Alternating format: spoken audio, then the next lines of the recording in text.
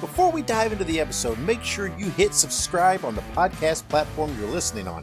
Also, follow me on X at The Dave Dynasty and subscribe on YouTube by looking up Nostalgic Dave Dynasty. You can also buy one of my shirts at ProWrestlingTees.com/The Dave Dynasty. Now, enjoy the show. Welcome to 1 hour of the toughest, roughest wrestling you'll ever see. That's right, Dick the Bruiser set it off. The big question, have you got the endurance? Have you got the brains to get past the excellence of execution?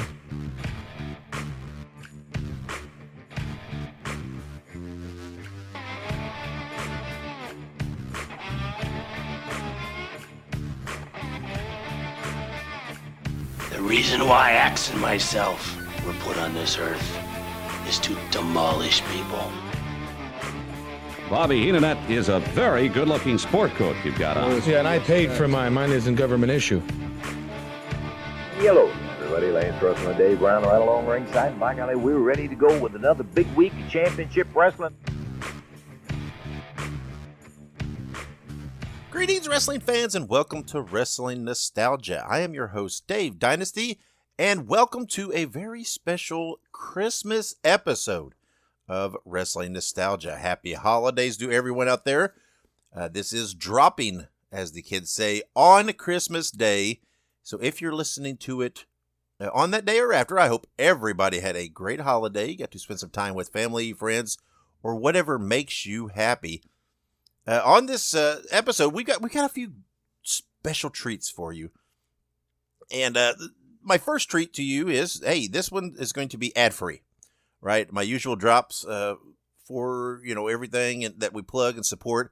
We're not going to throw those in there because this is a special holiday episode. So we're going to keep it on topic the entire show. My second gift to you is that my guest in this episode is John Lawson. And we are going to talk about the WWA Christmas shows through the year. That's going to be a lot of fun, very exciting, and that's coming up soon. And my third gift, and you'll hear me talk to John about this a little, is that once upon a time, either on radio or TV, Dick the Bruiser did a couple different Christmas things, right? There was one case where he recited the 12 Days of Christmas. There was another where he, I believe, read the night before Christmas. I have always wanted to find these, never been able to. So John gave me a gift, and as he did a very, very fine Dick the Bruiser impersonation and recorded an abridged version of Dick the Bruiser doing the 12 Days of Christmas. He just does from 5 down, but it is so good, so funny, so entertaining. And that is coming up as well later in the show. So lots of goodies for you today. You all must have been wonderful little good listeners this year to get so many treats. That sounds kind of weird to say, but anyway. I do thank you for joining us, and I do hope you're having a good holiday. So let's just transition right over and get right to it.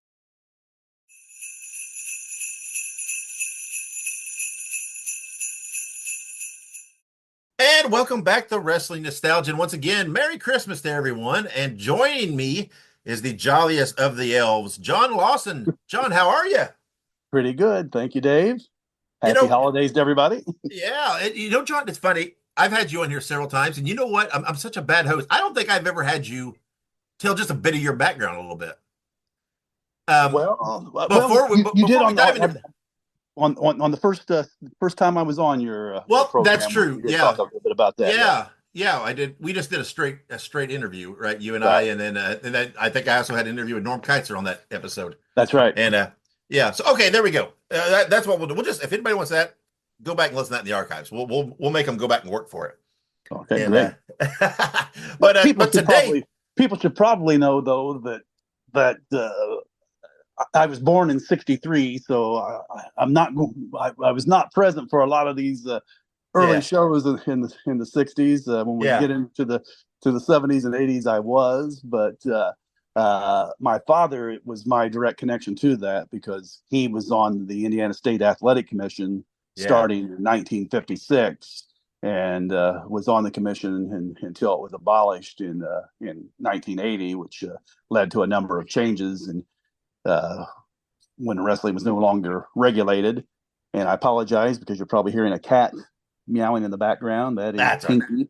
That's all right. I've got two dogs in the room. They might make their appearances known before. But you're from the Terre Haute area, is that correct? Yes, I'm from Terre Haute and still reside here. Yeah.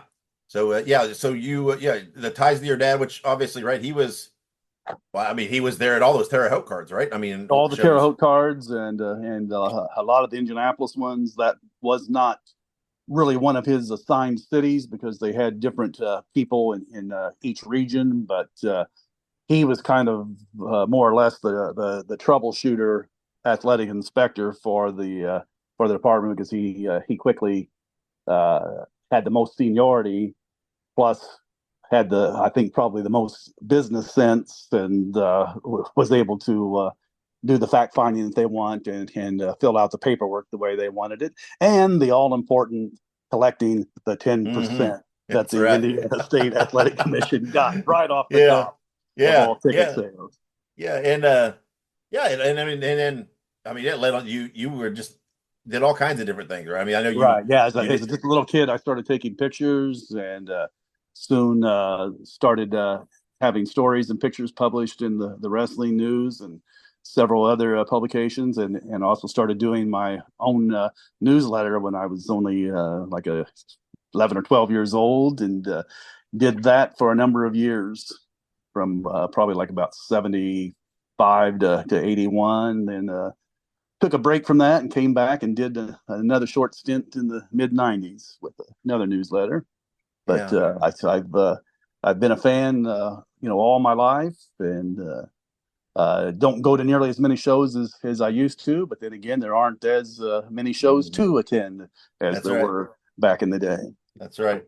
John, I've always said we need a little collected edition of some of your newsletters, and I hope to do that someday. Yeah. Hopefully, whenever I retire from the 9 to 5 routine, I'll be able to get around to doing that.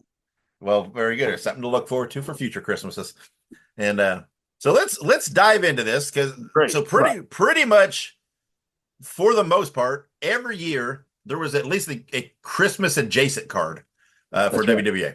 So that's right. John, let's dive right in, and I'll let you, like I said, I'll let you lead the course because these are your notes. You pulled together all the results and everything for all these, and so we'll let you lead the ship here and get us going. Well, of course, the WWA, the World Wrestling Association, or sometimes referred to as the World Wrestling Alliance, but I think for the most part it was association. It was formed in 1964. By Dick the Bruiser and Wilbur Snyder, which you're going to see on a lot of these results, of course, throughout the years, and involved in a lot of title matches throughout the years. But what is interesting, you're going to see that a lot of these cards were held at different arenas. When we start out here in Christmas time in 64, we're going to be at the Northside Armory. That you're going to see the Fairgrounds Coliseum, of course, the Convention Exposition Center, the air-conditioned Convention Exposition Center, I should say. Yeah, that was the selling point. They always absolutely. People today would not realize, what a difference that made. Yeah. Well, maybe not on Christmas night. It wasn't such a big deal. Right. Except when the action gets so hot. That's right. There you go. On Christmas night, Friday, December 25th, 1964, at the Northside Armory, the very first Christmas card held by the WWA. And we'll just go ahead and go through all 5 results of this one since it was the very first one. It's a 5-bout card. And the main event was an interesting one for the NWA United States Heavyweight Championship, which was not a WWA sanctioned title per se. The champion, Johnny Valentine, went up against Wilbur Snyder in the main event. And Valentine retained because the match ended in a double countout after nearly half an hour. And that was a 2 out of 3 fall match. I'm pretty sure probably each guy captured 1 fall, which was pretty typical of that time period for 2 out of 3 fall matches that were going to end in a draw or a non-decision, as this one did when both men were counted out. But Valentine was a guy that did work Indianapolis quite a bit, even before the WWA was formed. But even in the early years, he would come in and out of the territory from time to time. Yeah, and Valentine, obviously, a guy that worked Bruiser a lot early in Bruiser's career. Absolutely. And, I would have loved to have seen some of those matches between those two back at that time period. Me too. I mean, I'd love to see this Valentine Snyder match in 1964. That would have been great too. would have been a heck of a match to see. The semi-main event was also pretty good. This was a tag team match, a 2 out of 3 affair with the Volkov brothers, Boris and Nikolai Volkov, which this, of course, is not the Nikolai Volkov that became famous in WWF, WWF, all those different formations. This was the original Nikolai Volkov and Boris, which were mainstays throughout all the Midwestern promotions for many, many years, and were either a main event or a semi-main event act. And they went up against the Scufflin' Hillbillies, Chuck Conley and Rip Collins, which were another tag team that toured many areas. They became an attraction. And this was long before the Hillbilly Jim and Uncle Elmer and all those that fans may remember from the 80s. But this was probably the inspiration for what became Hillbilly Jim and all of those that we saw so many times in the WWF. Bobo Brazil was on the card in the third match, and he was against a guy that I really wasn't familiar with, Jack Allen. But I did a little bit of research on him and found that he passed away less than 2 years after this, after suffering an asthma attack at home. And from what I read, he never had any problems with asthma while in the ring, but had grown up and apparently lived his entire 38 years battling asthma, and eventually passed away from that. And he was the champion at the time of his death in the state of Arizona for a promotion there. Bobo Brazil, we're going to see on a lot of these cards. He was, if he wasn't already working the territory regularly at Christmas time, he would be brought in as a feature attraction for a lot of these cards. And in the 2 opening matches, there's some familiar faces. We had Prince Pullins getting a win over Roger Kirby. Prince Pullins spent essentially his entire career in the WWA. He would venture out from time to time, but would always come back. Roger Kirby worked a lot of his early days here and worked toward the end of his career here as well, and made some appearances in and out throughout the years. And you're going to hear his name come up again a number of times, as will Prince Pullins. Yeah, Prince Pullins was over an underappreciated talent.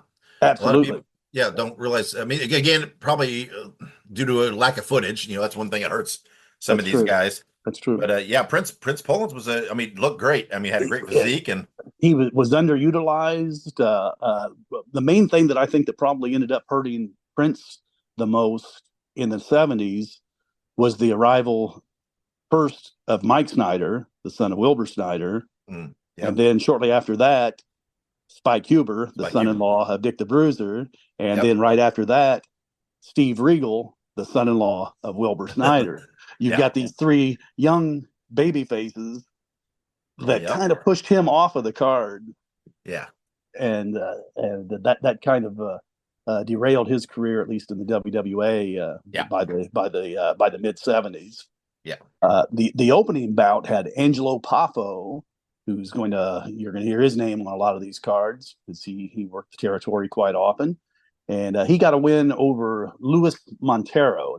That was another name of a wrestler that I really wasn't familiar with. But after looking him up, he also apparently worked as Rocky Montero. And I do believe I have at least read about him from time to time in the magazines from the day, as well as seeing results from around the country.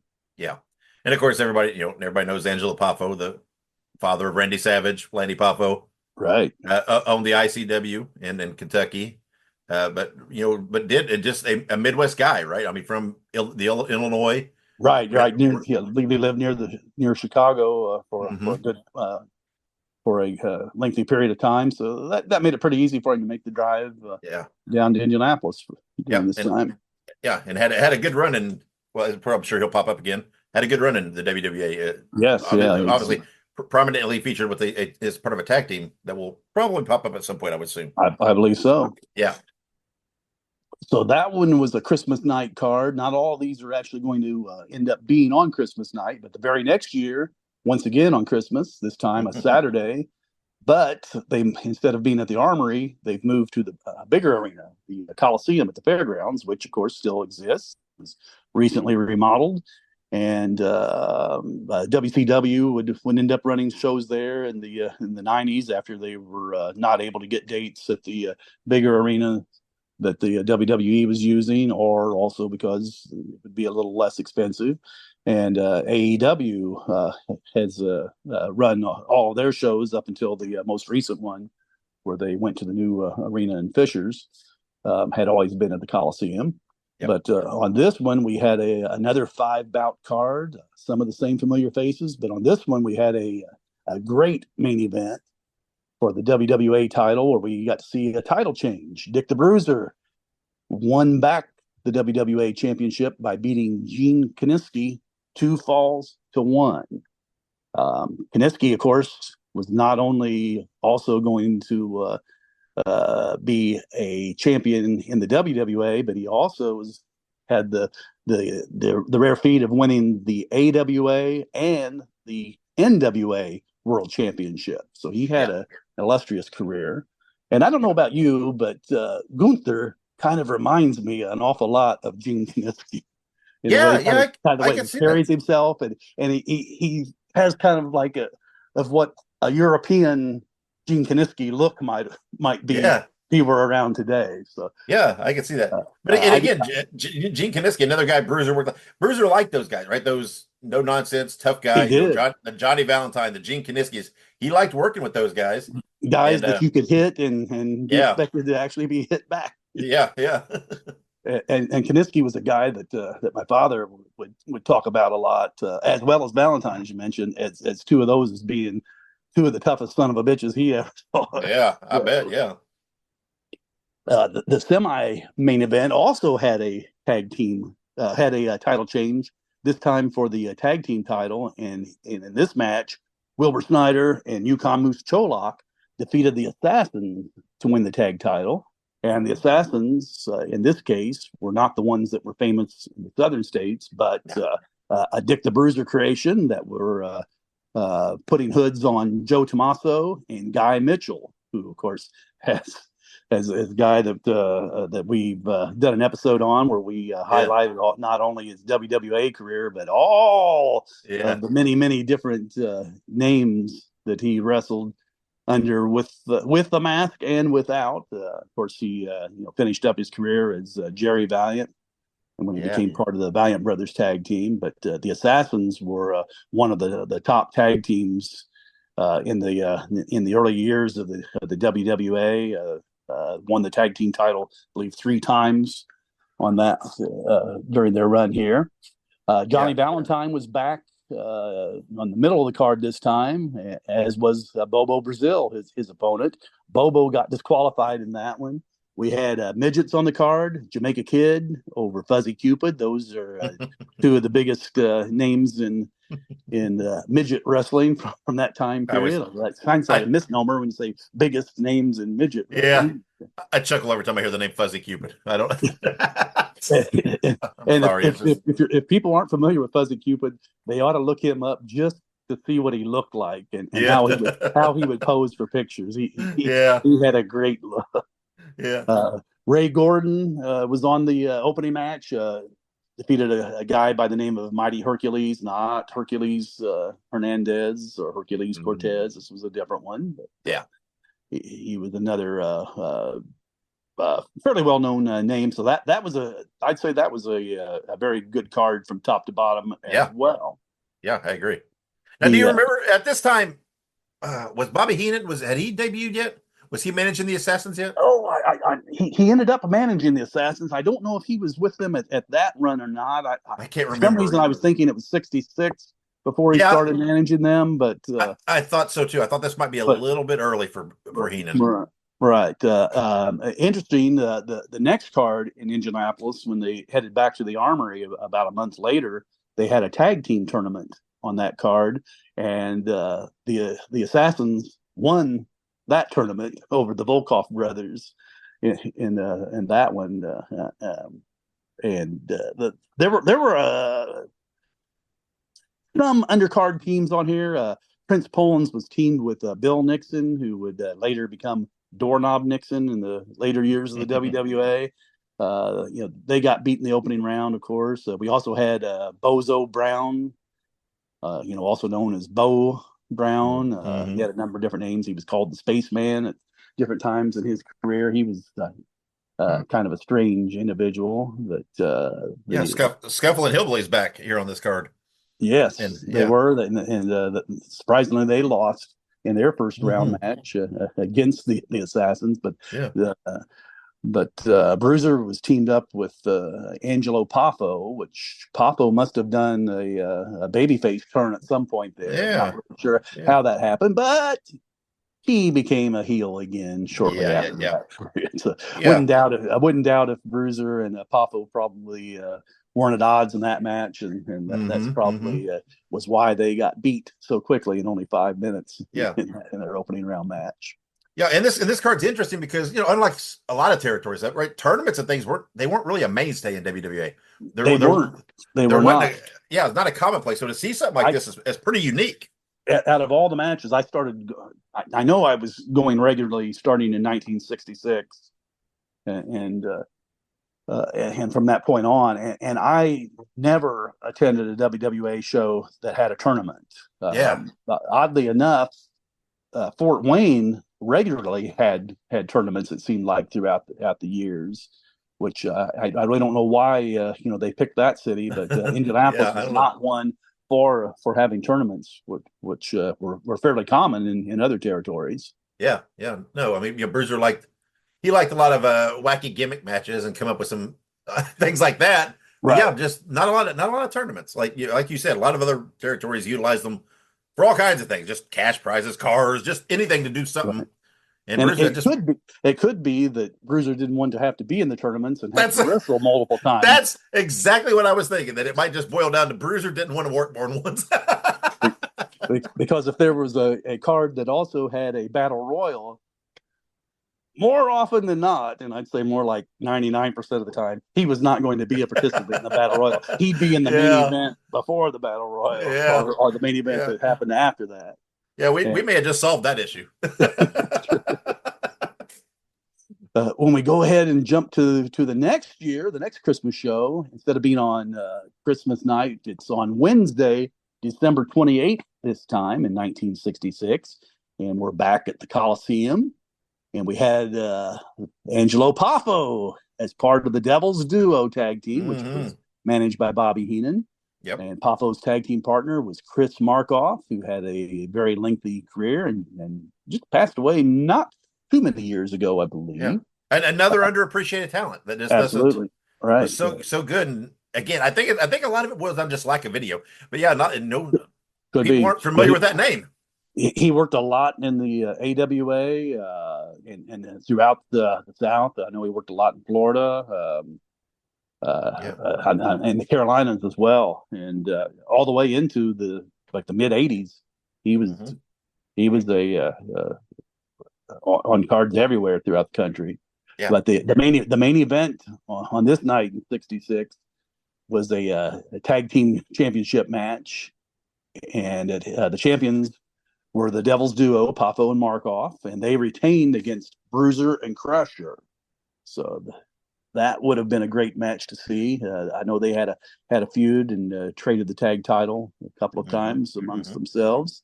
The semi-main event was a singles championship match, and it was 2 out of 3 falls with Mitsu Arakawa as the champion going against challenger Wilbur Snyder. We didn't get a clean finish in that one.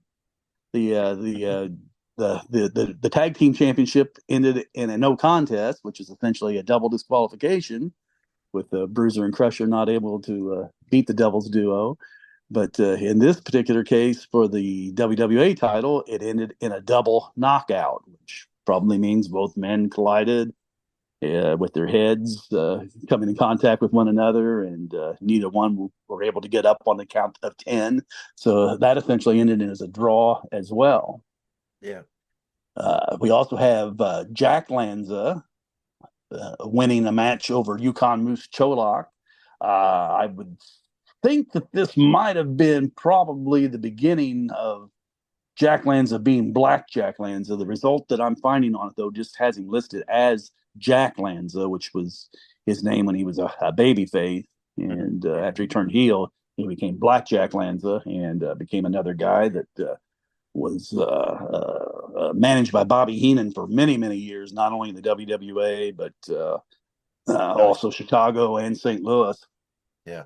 And the AWA as well. We had a mixed women's match with a women wrestler team with a full-size women wrestler teamed with a female midget. We had Betty, I believe it's pronounced Boucher. I don't believe I ever got to see her in person, so I don't know, exactly how her name was pronounced. But she was teamed up with Darlene Dagmar, who was probably perhaps one of the most famous of all the female little wrestlers that we had, against Tony Rose, who is a Terre Haute native, and she was teamed with Diamond Lil. So the babyface team won that one.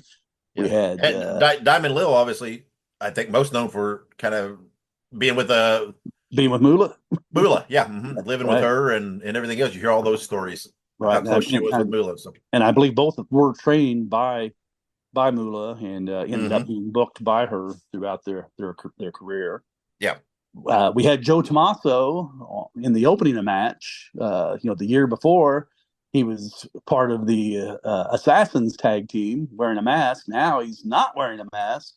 And instead of being involved in a title match or in the semi-main event or the main event of cards, he's all the way down to the opening match. But he did get a win over Len Rossi, who's another interesting name, because he's tied to a lot of the Southern NWA territories. Yeah, it's interesting to see Len Rossi in Indianapolis. I don't think, to my knowledge, he ever had like any kind of lengthy run in Indianapolis. I don't think he did. Yeah, that's kind of good. Yeah, but obviously, a huge name in the South and everything in his run. So yeah, by the fact that he lost this match to Tommaso, it probably meant that he was just probably coming in for just one show or something like that to help build up that card and help Tommaso get some momentum going without a mask. Yeah, and did we mention the Igor Volkov? Igor Volkov was against Mario Milano on that card in '66. Yeah, and Igor Volkov was around for a while, right? Didn't he later team with Roger Kirby to have a? That was the fellow that came back in the territory in the mid '70s as Soldier LeBeouf to be part of the Legionnaires tag team with Sergeant Jacques Goulet. Yeah. And also LeBeouf or Volkov went to the WWF as part of a tag team that was created called the Yukon Lumberjacks that held the tag title there. I am assuming this is the same Igor Volkov, but I can't verify that for sure. It could have been somebody else using that name. If that was the case, he would have been probably in the very early stages of his wrestling career. But that's something that maybe we need to do a little bit more research on, just to confirm to see if that is the same one that became Soldier LeBeouf. He was a French Canadian wrestler, if that is the same one, and then portrayed a Russian.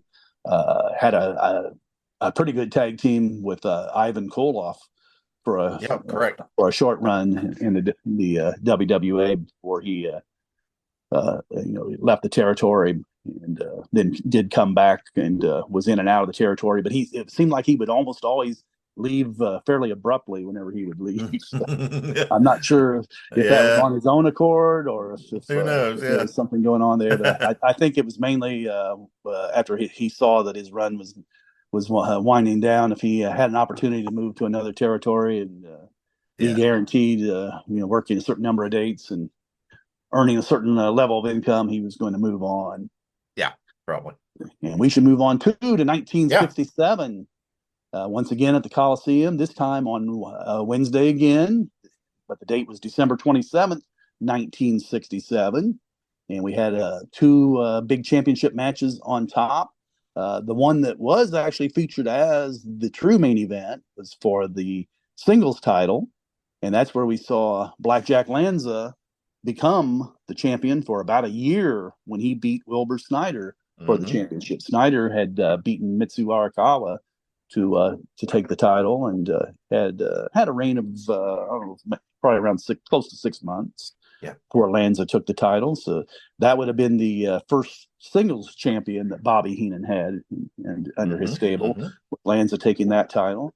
The semi-main event for the tag team title, it was a 2 out of 3 fall match with Bruiser and Crusher going against Mitsu Arakawa and his tag team partner, Dr. Moto. And the Japanese team were disqualified. And if I were to make a guess, I bet they threw salt in the eyes of Crusher and probably blinded him. And the referee saw it and disqualified him.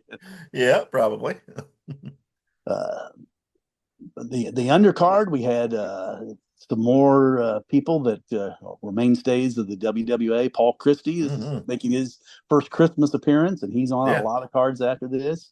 He won a match against Dennis Dolly, who was probably better known as Dennis Hall, if I'm not mistaken. But for a while, he had a tag team in the WWA as the Dolly Brothers with Roger Kirby, who from time to time worked as Roger Dolly instead of as Roger Kirby. The Assassin, we don't know if this one was Assassin 1, which would have been Tommaso, or Assassin 2, which would have been Mitchell. But they were on this card, beat Doug Gilbert, who would later don a mask in the WWA and become one of at least 3 men that I know of that worked as the professor with a mask. Yeah, not Eddie Gilbert's brother. No, this is a different Doug Gilbert. It's a different Doug Gilbert. The original Doug Gilbert, right? One that worked the AWA quite a bit. And most of the NWA Southern Territories from Florida on up. Lord Littlebrook, one of the top midget wrestlers of all time, was on that card. He won a match against the Mighty Atom. That's another famous midget wrestler. The opening match, if this really was put on first, would have been a pretty big one to have on there. Moose Cholak gaining a win over Johnny Powers. Yeah. On that one. And Powers did work the WWA, not, I don't think ever full-time, but he did work Indianapolis quite a bit in the 60s. Yeah. Was he kind of from the Cleveland area? Is that correct? Yes. At least that's where he ended up being based. And ran the NWF promotion. Yes, correct. Right. That's right. Yeah. A title that ended up going to Japan after he sold that championship to I believe it was Inoki's promotion, if I'm not mistaken. Yeah. The very next year, we finally get back to a weekend when the card was held on a Friday, December 27th, 1968, and once again at the Coliseum at the Fairgrounds. And this one we had looks like a 6-bout card. We had looks like a double main event, a 2 out of 3 fall tag team match. Had the Chain Gang, Frank Dillinger and Jack Dillinger. Of course, Jack Dillinger is Don Fargo, who's a name that you're going to hear more and on a lot of these results throughout the years, because he would be in and out of the WWA with either different characters, if not entirely different names. But the Chain Gang won the main event against Bruiser and Cholak, 2 falls to 1. Bruiser also worked the semi-main event and beat Blackjack Lanza in in that one. I'm not really sure if that was scheduled to be that way or if Bruiser was substituting for someone to team with Cholak. Just when we make reference to Bruiser not wanting to work more than once, there you go. That's true. They have the exception to the rule. But, yeah. But I bet he paid himself twice though for being. I bet so. Yeah. Chris Markoff, who had formerly been part of the Devil's Duo tag team with Angelo Poffo, he was on the card. He lost to Luis Martinez. Martinez was a guy that worked throughout the years, in and out, probably 20 years or more. He was in and out of Indianapolis. Paul Christie was on the card. He went to a draw with Angelo Poffo. Prince Pullins was back on this one. He won a match against Ken Russell, who would later have his last name changed to Dillinger after the Chain Gang were really no longer a thing in the WWA. I think Bruiser just decided to call him Dillinger just to kind of get the rub from that one. But he was a decent hand, but usually in one of the opening couple of matches, he would also work the Tennessee circuit in Kentucky. He became Dr. Frank in Memphis at one point, where he would wear a Frankenstein mask and wrestle in that. Johnny Case was in the opening match, and he went to a draw with one of the Assassins. Most likely, I would say it was Joe Tommaso. Both of those guys lived in Indianapolis at different times, but Tommaso had moved to Indianapolis and worked here for a number of years before he returned to his home country of Canada. Also, when I was looking this up, around this time in '68, Bill Watts had actually been working in Indianapolis and had worked his way up the card to challenge Blackjack Lanza for the WWA title. I never did get to see Bill Watts wrestle in person, but that was kind of an interesting name to see him working some of his early matches in the WWA. Yeah, a lot of people forget how, Bill Watts was a great draw everywhere, right? Went up to work New York for the WWF, made a there and did whatever. He worked around before he, settled down and obviously ran Mid-South. But right. A lot of people forget he was a draw. Worked all over. And he remained a draw whenever he that's true. became that's a true. promoter, but that's true. He kind of did it the right way, where he kind of took himself out of the ring, except for to become a special attraction and help boost the cards that other people that ran the promotions didn't really want to do because they liked being in the main event. But Bill Watts did always keep himself on TV though during those years. Yeah, that's right. He did. Make sure that we didn't forget. Yeah. In 1969, on a Friday night, December 26th was the date of this one at the Coliseum once again. And the main event was pretty interesting. We've got a battle of two heel tag teams for the WWA Tag Team Championship, the Chain Gang. This time, instead of Frank Dillinger, it's Jim Dillinger replacing him to team with Jack Dillinger, also known as Don Fargo. But Jim Dillinger was also known as Chris Colt in other promotions. And if people don't know the story of that one, we probably shouldn't go into a whole lot of detail here because we could spend more than an hour talking about the Chain Gang and how they one night ended up being shot at, and Frank Dillinger ended up receiving wounds, gunshot wounds to his leg that caused him to have to retire. But we wanted to carry on that tag team in the WWA, so they found a suitable replacement in Chris Colt. The Chain Gang retained the tag team championship that night, beating the Fabulous Kangaroos, which in this case were Al Costello and Don Kent, who would be another tag team that would be in and out the territory throughout the years, and would even, of course, win the tag team championship not too long after this. Yeah, I've always been such a big fan of Don Kent. He was so good at everything he did, so underappreciated. He was. He was absolutely. I think Al Costello would be the same way too. Absolutely, true, true. They had totally different styles. Al Costello was for lack of a better term, he was a scientific heel. He would use a lot of holds and probably because of having his Australian background, it was more of the European style that we would see from a lot of the British wrestlers that made him different from other wrestlers. You know, he actually was Australian, and then Don Kent became. Don Kent was not. No, he became the replacement for Don Heffernan after he had decided to return back home to Australia. But the Fabulous Kangaroos, whether it was Costello and Kent or Costello and Heffernan, were a legendary tag team, winning championship virtually every place they went, and they went to a lot of different territories. Yeah, and it's really fun. The Kangaroos are. I wish someone would write a great book on the Kangaroos, because they went on up. Well, later, Costello kept. He had Al Snow in a version of the Kangaroos much later and stuff, and Mickey. All these things. It's fascinating. They were. I don't think people grasp how popular and attraction they were. They sold paper boomerangs. They were all over. That was what I was going to bring up. That would seem like a baby face move to do. They would come out from the dressing room, and walking to the ring, they would throw these paper boomerangs out into the crowd. Yeah, they were super unique for their times and kind of ahead of their. It's fascinating.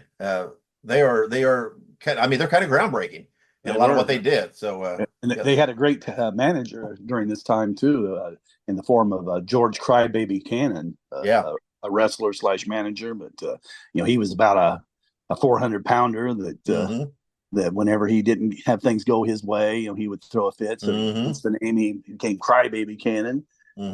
He'd known for running a lot in what was it, Ontario, right over the border in Canada. Yes, ran a lot of shows and did things there. Was worked some in Detroit and of course, all three of them, Al Costello, Don Kent, and Cannon, all worked for Sheik quite often. In Detroit. This card also had some other great matches. We had Baron von Raschke in the semi-main event against Bobo Brazil, making a return for Christmas. Bobo got disqualified in that match, but this was the first one of the Christmas cards that has Baron von Raschke on it. He became a 3-time WWA champion. The Sheik made an appearance on this card. That's the Sheik from Detroit that we were just speaking of. He wrestled Wilbur Snyder to a double count out, so no decision there. Paul Christie was back. He beat Joe Tommaso. Angelo Poffo was back against the name listed on the results is Gary Vallon. And I'd made a note on this one. I can't find proof, but I have a feeling that might have been a very, very young Jimmy Valiant, because he used the last name Vallon quite a bit. Interesting. And the reason for that, I remember talking to him about this, probably 25 years ago at a show that Johnny Valentine was his favorite wrestler growing up. And so he kind of wanted to borrow that name, but not actually use it completely. But I've never known anyone, never met anybody that actually had the last name Vallon. No. So he might have shortened that one just a little bit too much. And how about this for an opening match? Bobby Heenan was in the opening match, and he lost to Apache Louie, who was Louis Martinez, who went from somehow being a Mexican to being an Indian, but perhaps there was an Apache tribe in Mexico. I wonder the bumps Heenan was taking. I'm sure he did. He probably didn't have to bleed in this one, since it was probably not. Probably not. And did not involve Dick the Bruiser. In fact, Dick the Bruiser was absent from this card, which we can see that over the next few years that he was not always on the Christmas cards, and that could mean one of two things. It could mean that he was working matches in another territory that could have been running that night, being a Friday night, possibly could have been St. Louis. He might have been in the AWA, but he worked all over the world during that time period. So he could have been working somewhere else, or he could have been taking a vacation in his favorite place of vacation, Florida. The next year, we get to have a show on a Saturday, this time on December 26th, 1970, still at the fairgrounds. And Bruiser is absent on this card, but we have 2 title matches on top. We have a title change for the tag team title. Moose Cholak and Wilbur Snyder beat the Fabulous Kangaroos, who lost in their bid the year before. This time, they had won the title leading up to this card. But Costello and Kent were beaten for the tag team title by Cholak and Christie. And in the semi-main event, Baron von Raschke, as the singles champion, got a win over Bobo Brazil, who was once again brought back for Christmas. The Mighty Igor was on the card. He won against Mitsu Arakawa. Bill Miller on the card, got a win over Louis Martinez. And Don Fargo working as Jack Dillinger. The opening match was against Paul Christie. Yeah, interesting card there. And I noticed Bobo coming in a lot. He's putting guys over quite a bit. he would. It was really rare though for him to be beaten cleanly. Yeah, absolutely. In the WWA, if he was going to be pinned, there had to be some shenanigans taking place. Probably involving in this, since this one was against Baron von Raschke, that had to mean that Bobby Heenan was in his corner, and he would have been the cause of all of that. That's right. So, all right, 1971. In 71, it's December 27th. Or wait a second, that's the wrong card, I believe I'm looking at. Yes, it's on Wednesday, December 29th at the State Fairgrounds. We have a few new names on this one that we haven't heard from yet, including one in the main event. For the tag team championship, the champions, one of the probably the most dominating tag teams of all time in the WWA, the Blackjacks, Blackjack Lanza and Blackjack Mulligan with their manager Bobby Heenan. They were the champions at this time, and they retained their title against Sailor Art Thomas, who's making his first Christmas card appearance, teamed up with Wilbur Snyder. Yeah, it's again Sailor Art Thomas, another talent that doesn't get talked about. I mean, another great talent, great physique, great look, and perhaps one of the greatest physiques in all of wrestling during that time period. Yeah. And probably the closest thing to comparing him to of a modern wrestler would be the physique of Bobby Lashley. Bobby Lashley, yeah, that's what I was thinking too. Yeah, absolutely. The semi-main event was a lumberjack match. Moose Cholak, in his specialty, because he was a Yukon lumberjack, of course, in the storyline, he got a win over Baron von Raschke. The Miller brothers were on the card. That's Bill Miller and Dan Miller. Bill had been on some of the other cards that we've already spoken about. I believe this is the first one for Dan. They went against Paul Christie, who was teamed up with someone by the name of Joe Furr. Yeah, who is? Any idea who that is? I'm not familiar with him. Me neither. I don't. I'm not sure who Joe Furr was. I'm guessing that maybe he was the guy brought in just to be pinned, so that you could not have to pin one of your mainstays, Paul Christie. But unless Joe Furr was a sizable guy, I'm guessing that Christie and Furr were giving up a lot of height and weight to the Miller brothers, especially Dr. Big Bill Miller was a huge. Yeah, absolutely. Women wrestlers were on the card. Venus LaRue was against Mary Jane Mole. On the second match, it was a draw between Jim Dillinger and the Professor, and I have a gut feeling that might have been Dan Miller working with a Hood early in the night and then coming back out a couple matches later without it, and also working as a babyface with the mask and working as a heel without it. The opening match had a couple of interesting names, two guys that I actually met, not in 71, but a few years after that. Jim Grabmeyer, he was a wrestler that worked a lot of matches in the old WWF as pretty much an enhancement talent, I think. I know he worked a lot of their TV tapings, but also cards throughout Pennsylvania and some of those other states in the that territory. But he went up against Dale Mann, Big Dale Mann. He was a guy that got involved with trying to promote opposition with against Bruiser later on. He would run his own shows in Kentucky, which he gave a lot of people that would go on to bigger and better things. Some of their starts, or at least their early matches, like Johnny Starr worked with him. I think did Hillbilly Jim start with him a lot? I think he may have. I mean, Chris Parsons and Joey Cagle from Indiana, they worked with Dale Mann throughout the years as well. So and he's kind of an interesting character too. We won't go into him since he didn't really have a lengthy career in the WWA, but that's a name. If you have time, you might want to write that down and research him. And find out some things about him. Interesting guy. An interesting thing about that card in 1971 that out of all the people that are on that card, the only one that I believe is still alive is Baron von Raschke. I'm not sure about the Mary Jane Mole and Venus LaRue. Or Joe Furr. We don't know. Joe Furr. Yeah. I don't know who that is, but that might be tough to locate that one. Track down, The very next year, we jump ahead to 1972 on a Tuesday, December 26th, and now we are at the Convention Exposition Center. So we're going to a bigger arena for this card that has a lot of interesting matches, including one that was kind of a rarity in Indianapolis, the Crusher in the main event in a singles match. He challenged Baron von Raschke for the WWA heavyweight title, and no decisive finish there. That was considered a draw between the two of them.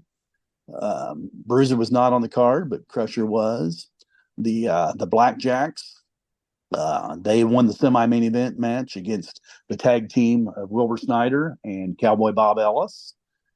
This is Ellis's first appearance that we're hearing from on all these Christmas cards, but he was a name that was very big in the WWA. He, of course, was a longtime WWA heavyweight champion that we'll be getting to probably a little bit later in these results. The Mongolian Stomper, which would have been Archie Gouldy, was on the card. He was against Frankie Adonis and won that match. We had that's intriguing. The Stomper being here. He came in. It looked like the way he was brought in that he was going to be brought in as a top heel around that time. I remember that he worked a number of shows and then just kind of promptly disappeared. I don't think he ever got built up to have any kind of a program to where he would have been in a title match or anything like that. But I don't think he ever got pinned. But I also don't think he beat anything other than preliminary wrestlers. That was what he was up against.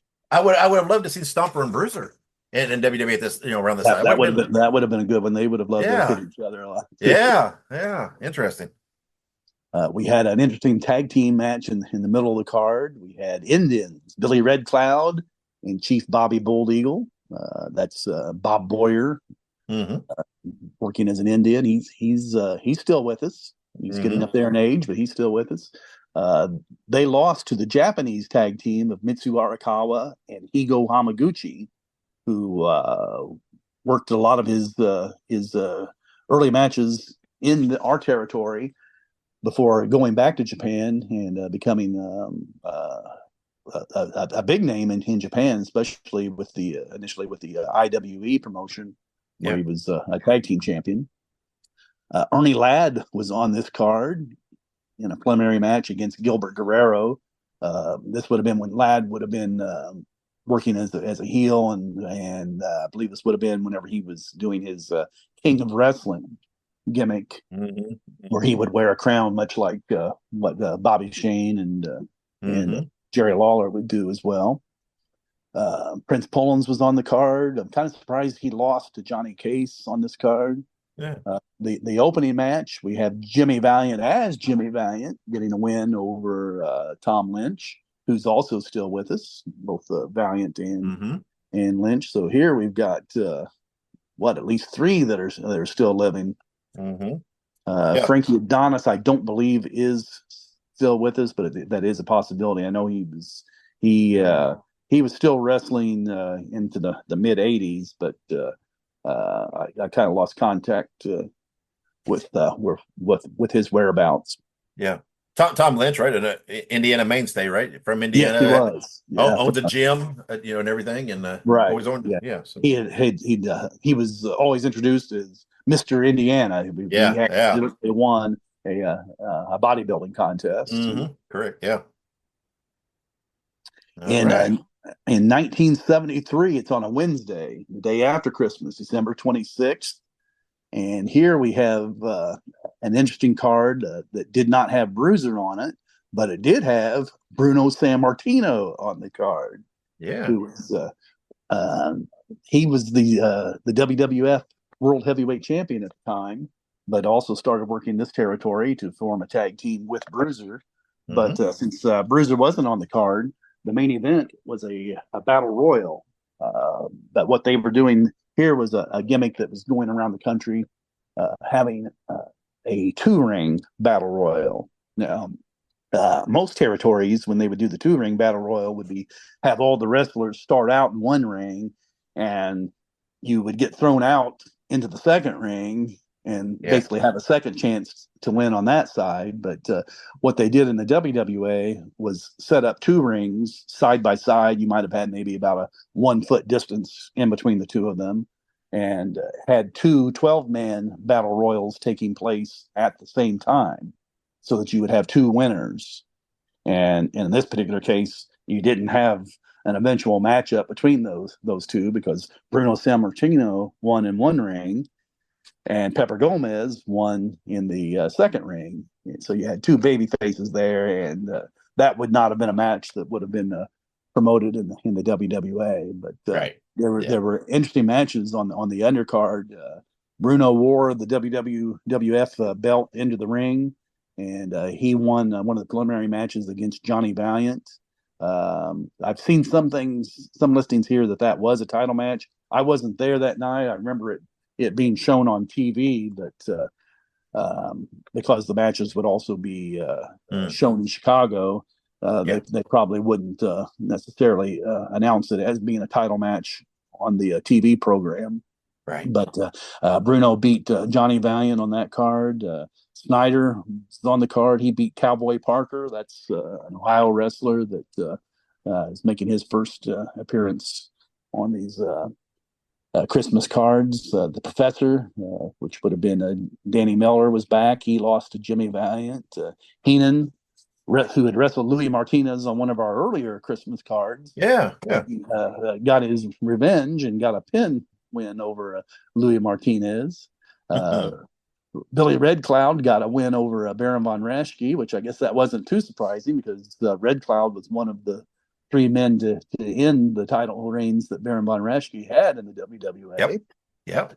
Ernie Ladd was on the card. He went to a draw with Pepper Gomez. Moose was on the card.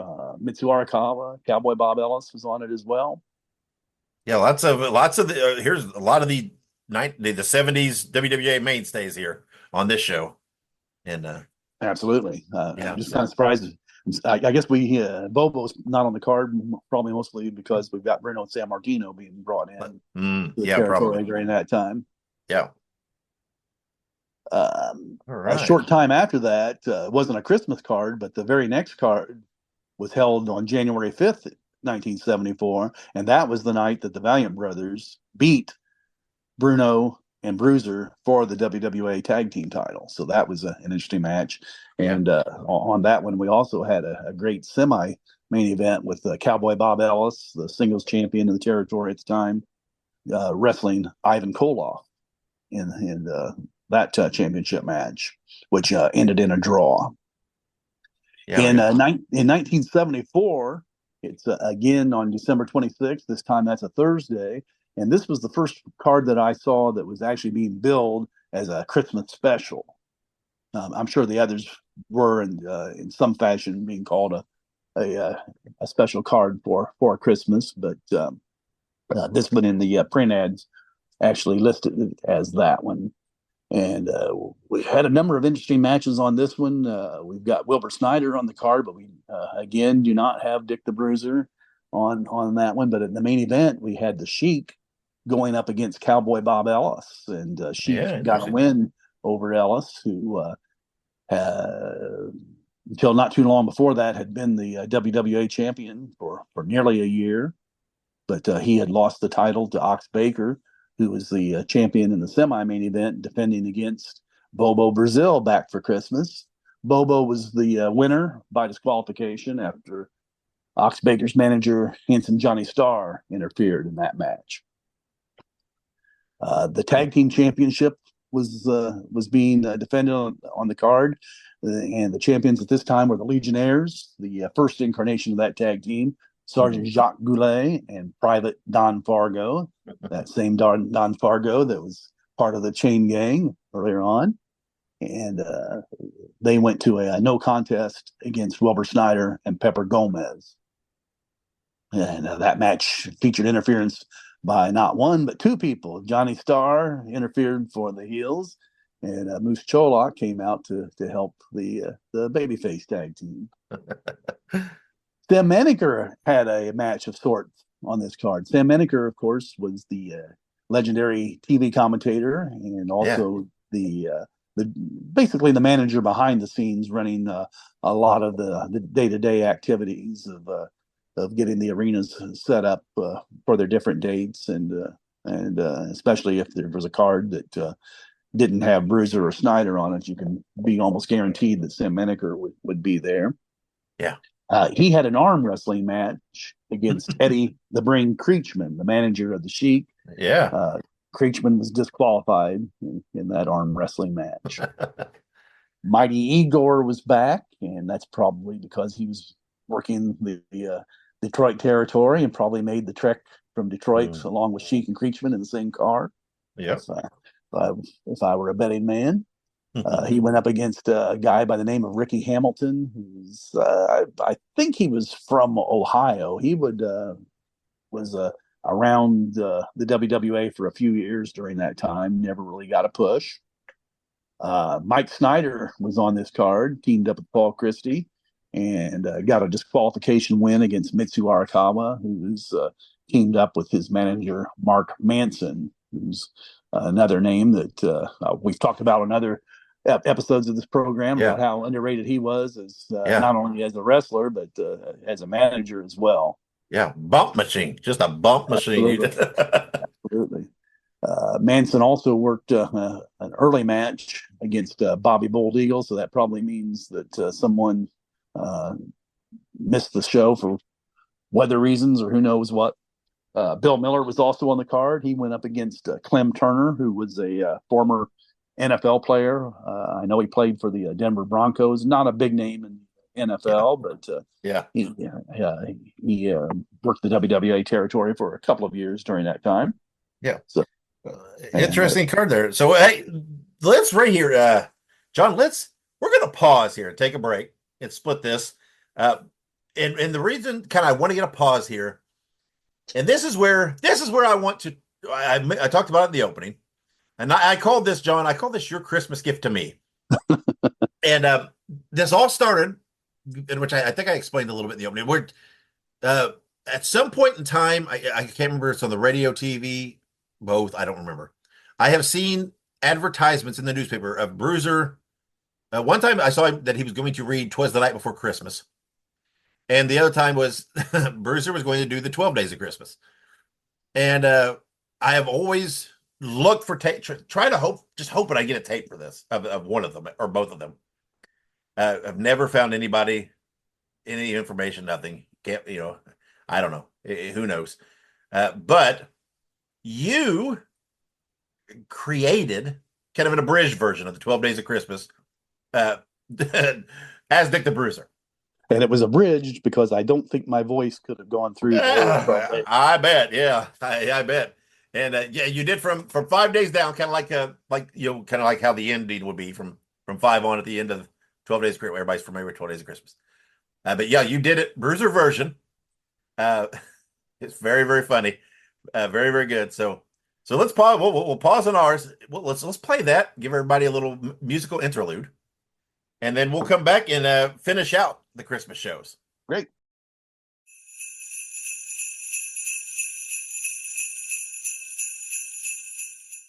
Now here's something for all my little itty-bitty bruiser buddies.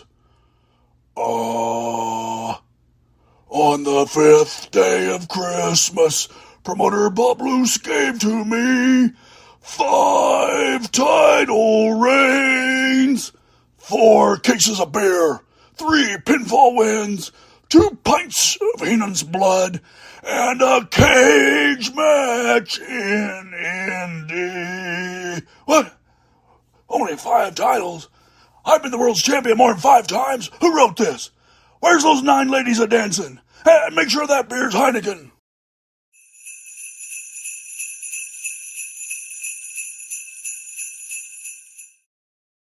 All right, and now we're back on Wrestling Nostalgia. Oh, that John, thank you again for the bruiser. If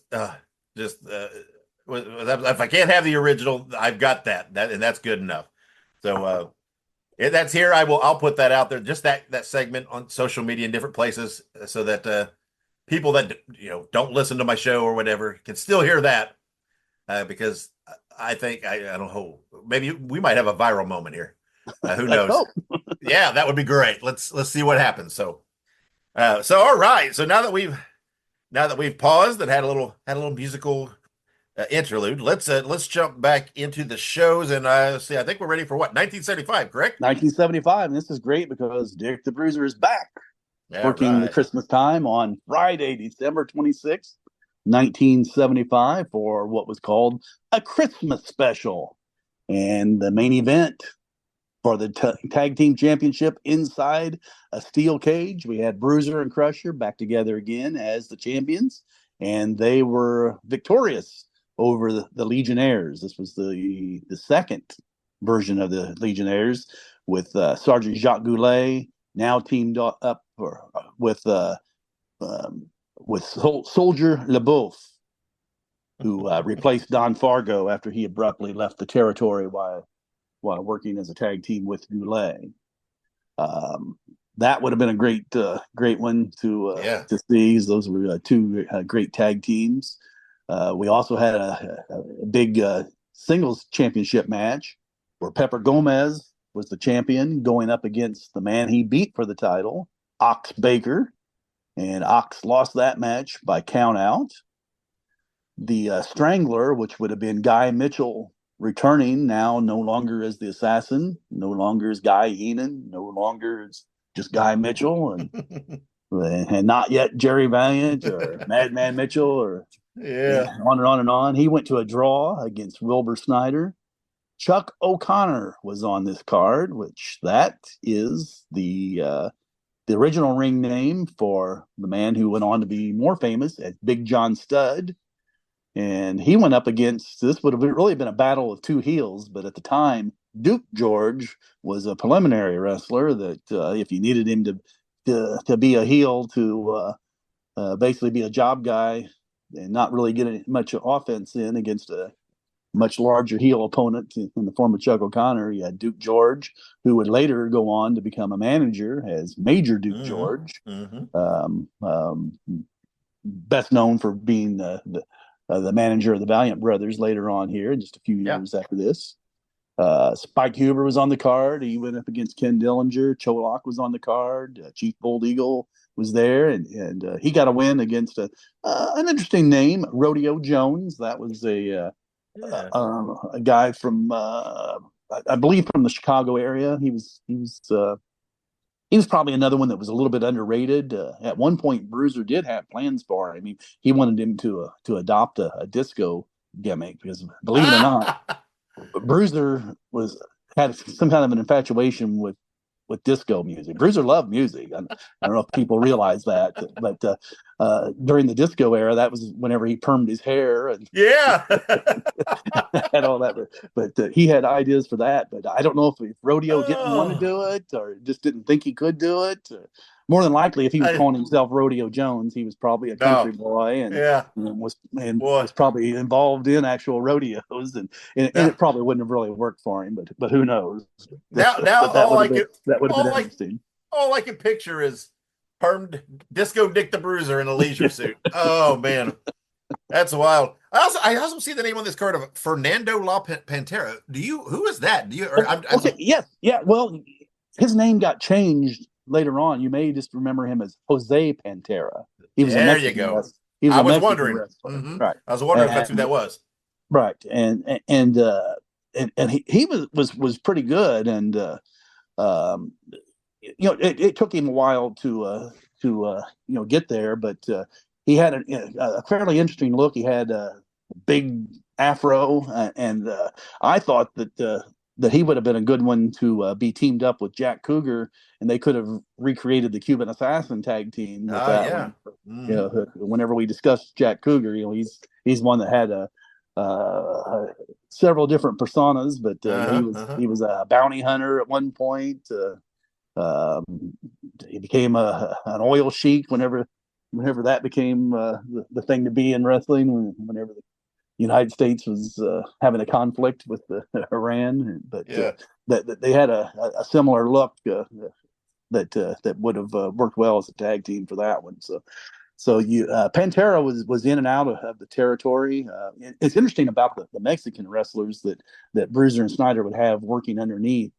There were quite a few of them that they would have various first names for them. And I don't know if that was because they would forget what they had billed them as previously, but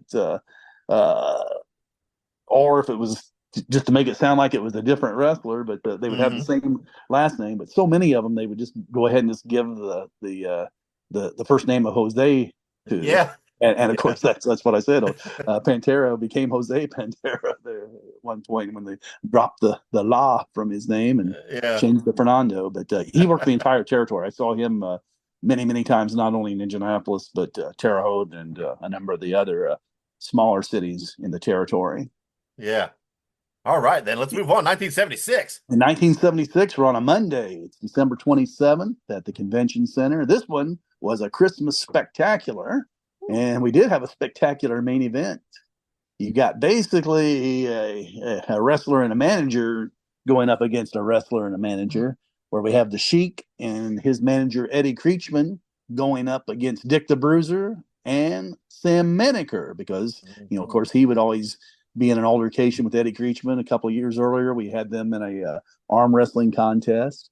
But Sheik and Creechman won that one. And I can remember the result of that one being that Sam Menaker was injured. I think they even had him bleeding from the ear on that one, having to have him carried out from the ring. This would have been building up to matches, singles matches between Bruiser and Sheik, and helping carry out that feud on and on and on. The semi-main event had the Masked Strangler, that's Guy Mitchell, now as the singles champion in the WWA. He got a win over Ox Baker by disqualification. Ox had turned babyface along the way from the previous year, but still involved in matches on top. The tag team championship was third from the top. And here we had what would have been the original Bounty Hunters tag team in the WWA, which would have been Jerry and David Novak, who worked a lot of the Southern territories, especially for areas like Memphis and throughout Kentucky and Tennessee and further south. They were the tag team champions, managed by Cashbox Jim Kent. And they went to a no contest against Wilbur Snyder, who was teamed up with returning for Christmas time, Bobo Brazil. Mm-hmm. The Sheik worked a second match on that card, and that was mainly because what they like to do on these cards would be have these matches filmed to be the TV tapes that would go out throughout our territory, and they would make 2 1-hour shows out of the card. So a lot of times you would see wrestlers working twice, once on the first half of the card and once on the second half. Now, I'm pretty sure that the main event with Sheik and Creechman against Bruiser and Maneker was probably a non-televised one, but this one would have been with Sheik going up against Prince Pullins, and of course getting a win there. Steve Regal, that's Wilbur Snyder's son-in-law from Indianapolis, not Lord Stephen Regal. No, that we would know, a few years later. He was up against Lou Klein, which is another one of the Detroit gang coming down to Indianapolis for that one. Paul Christie back on the card, got a win against Hamilton. Cholak was on the card, got a win against Kenny Dillinger. We had here was a kind of interesting match. Bobby Bold Eagle was against Buck Robley. Yeah, Who was pretty well known during that time, I think, from the Central States, and then of course working the Mid-South promotion with Bill Watts. But I think Robley only came in and worked like maybe 1 week, and I don't know if it was something where it was going to be a tryout to see if he liked working the territory and they liked his work, or if maybe he just had a week where he was free. But I remember he worked the show at Christmas time in Terre Haute during that time as well. Yeah, interesting names like that pop up, right? I mean, that are obviously most known another, but how they pass through, it's crazy. Like, I don't know how many people would have ever said Buck Robley worked you wouldn't period in WWE. From really being associated with the WWA. No, and that's both, I guess, good and bad. It's bad in that our territory wasn't really known for shaking things up and bringing in new talent constantly, like most territories would do. You would occasionally get a name like that would come in and work a little bit. The opening match was kind of a little bit different here. We had two managers teamed up. That's handsome Johnny Starr, who would have been the manager of the Strangler, teamed up with Cashbox Jim Kent, the manager of the Bounty Hunters. They went up against Spike Huber and Bill Shirk, which that's going to be a name that people following wrestling outside of Indianapolis probably aren't going to be familiar with. But he was a local celebrity. He was a legitimate escape artist, kind of like Houdini, that kind of stuff.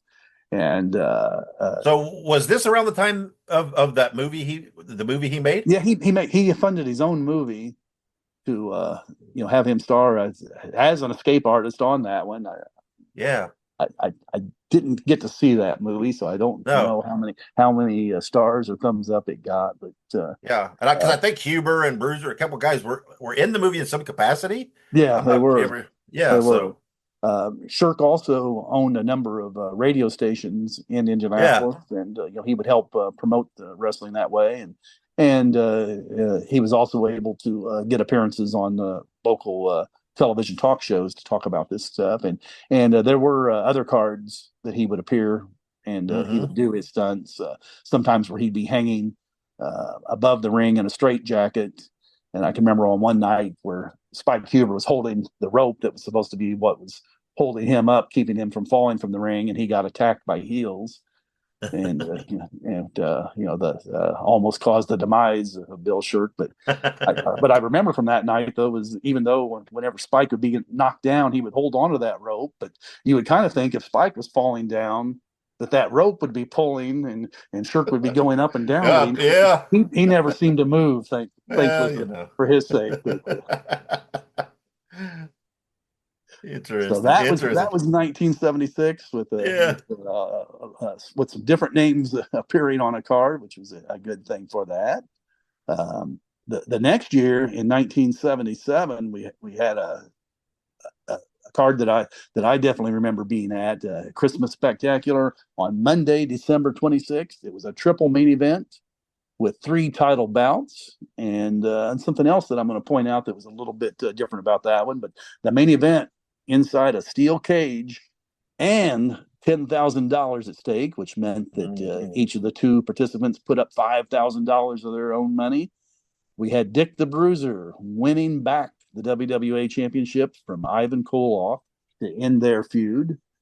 And Koloff had become champion by beating Bruiser earlier in the year, but Bruiser took the title from him on that night. The semi-main event, instead of being the tag team championship, was the United States Championship on the line, with the Sheik defending his title against Moose Cholak. And they went to a double count out on that one, so not a decisive win for either man. The tag team championship had the Valiant Brothers, Handsome Jimmy and Luscious Johnny, going up against Dominic DeNucci, who was now working the WWA territory. And he was teamed up with Wilbur Snyder. Later on, they would win the tag title from the Valiants, but on this night, the Valiants were successful on that one. And what's interesting is I believe DeNucci was half of the tag team champions in the WWF at that time too. Oh yeah, right. The big Wiz was on that card. Now that's Rob Wisman. Rob Wisman from the Indianapolis area. Unfortunately, later the Hooded Hangman. He was a baby face as the Big Wiz, which was shortening of his real last name of Wisman. He was a collegiate wrestler, legitimate wrestler. He went up against Ivan Volkov, which was a Kentucky wrestler that had changed his gimmick. He had been Jack Hedden as a preliminary wrestler. Then he got a little bit of a minor push as Blackjack Hedden, and then disappeared for a little while, and then came back as a Russian, as Ivan Volkov on this card. They went to a time limit draw. We had Spike Huber and Steve Regal teamed up together for the first time at Christmas time. Yeah. And since we had the Sheik on the card, we had some other Detroit wrestlers. Don Kent was on the card, teamed up with Tiller Verdue. Most other territories, he was known as Crusher Verdue, but so we don't confuse fans, because you couldn't have the Crusher as in Lasowski on as well as a heel in Crusher Verdue. That would have been Oscar Verdue. Huber and Regal got a win over Kent and Verdue on that card. Sheik, working twice, also worked a preliminary match where he destroyed Gilbert Guerrero, who would also wear a mask as the Black Saint, or sometimes called El Sante Negro. El Bracero got a win by disqualification against Buddy Rogers Jr., who was a kind of a mid-card on some of the smaller towns like Terre Haute. He would be elevated to semi-main event status. I've never been able to track down who he was, but he looked quite a bit like Buddy Rogers, and had the appearance with the comb back blonde hair, and always had a tan. But he worked the WWA, I'd say about 6 or 8 months during that time. But you don't really see his name anyplace else, so I don't know if that was a Bruiser or a Snyder or a Sam Eniker concept calling him that, or if this gentleman had worked other territories as Buddy Rogers Jr., but he kind of disappeared from all of wrestling as far as I know. More than likely, I guess he probably just went back to using one of his previous identities, or came up with a different one instead of using the Buddy Rogers Jr. name. Paul Christie got a win against the former Fernando La Pantera, now as Jose Pantera. Mike Snyder came back for this card, got a win against Kenny Dillinger. And I think that this might have been one of the very few, if perhaps maybe the only card, that had all three of the second generation WWA guys, Spike Huber, Steve Regal, and Mike Snyder, all appearing at the same time. Because Mike started first, Mike Snyder, not Mike Huber, who became Spike, primarily because we already had Mike Snyder, and we don't want to have too many Mikes. And so he was, renamed Spike Huber. But all three of them were on that. Mike Snyder had he had a promising career. He was a great high flyer, but undersized as far as wrestlers go at the time. But he started out as a referee and then became a wrestler. Had a very, very high percentage of wins during his career in the WWA. But he had left to go to Florida to be a tennis pro, and would wrestle there for Eddie Graham as well. But he would come back from time to time to make appearances on cards for a couple of years after that, before he decided to bow out of wrestling altogether. And I know you've got a program where you interview him. So if people are interested in hearing more about Mike Snyder's career and what he ended up doing after wrestling, they can look that one up. Yeah, and I do also have one with Rob Wisman. Yes, absolutely. So I interviewed him as well. Before he passed away. Fortunately, we still have Mike Snyder, Spike Huber, and Steve Regal still with us. But the big whiz, Rob Wisman, he passed away from cancer a few years ago after going into law enforcement in the Las Vegas area. Yep. El Bracero, he's still with us. He's still with us. He is. He had some medical problems not too long ago from what Scott Romer had told me about earlier this year. But Jose, that's El Bracero, is Jose Martinez. Actually from Mexico, but had moved to Indianapolis and worked our territory as well as Sheik's territory for many, many years. Yep. All right, let's move on. 1978.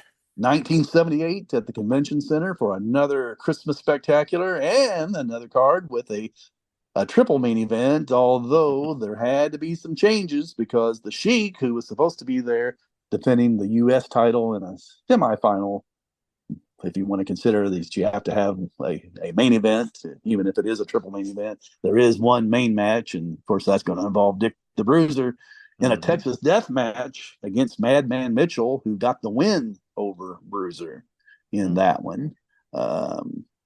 The Sheik was going to defend the U.S. title against Wilbur Snyder, but with Sheik not appearing, that was actually a no-show, whether or not they knew it by the night of that he wasn't going to be there. I kind of have a feeling because Johnny Valiant was brought in as his replacement on that, and Snyder got the win over Johnny Valiant on that card. The other part of the triple main event involved the return of Pretty Boy Bobby Heenan to Indianapolis after being gone for about 5 years. He was teamed up with Golden Boy Paul Christie, who had turned heel a few months earlier and had become part of the stable that Major Duke George had. But Heenan wasn't managed by Duke George, so Heenan and Christie just went to the ring by themselves, and they got a win against Spike Huber and Pepper Gomez in the other part of the triple main event. Bobo Brazil was back. He got a win against Roger Kirby. Moose Cholak got a win against here's a name that wasn't on too many cards, but he had ties to Indianapolis. I believe he told me that his mother lived in Indianapolis, but a guy by the name of Leo Seitz, who was from Texas and was working the Texas territories during that time, and a good worker. If you get a chance to see any of his matches from that time, even though he was there to put over guys, they gave him a lot of offense in matches against Cholak and Huber and the like, and they were great matches, for what they were on the undercard. Chief Bold Eagle was there, getting a win over the Black Saint, who was the previously mentioned Gilbert Guerrero, but now wearing a mask and getting a little bit of a push. As Gilbert Guerrero, he rarely, if ever, won. As the Black Saint, he would get wins over other preliminary baby faces, but not against the likes of Chief Bold Eagle, who didn't ever really get a big push other than whenever he would be teamed with Billy Red Cloud, but he remained popular, especially with the kids. Big Wiz got a win against Big Jim Grabmeyer on that card. Yeah. So you did have a few different names appearing on that Christmas show, which made that one a little bit different. Yeah, that's a different mix. Yeah. The next year, 1979, it's a Wednesday. Once again, December 26th, though, at the Expo Center. It's a Christmas spectacular with 9 matches.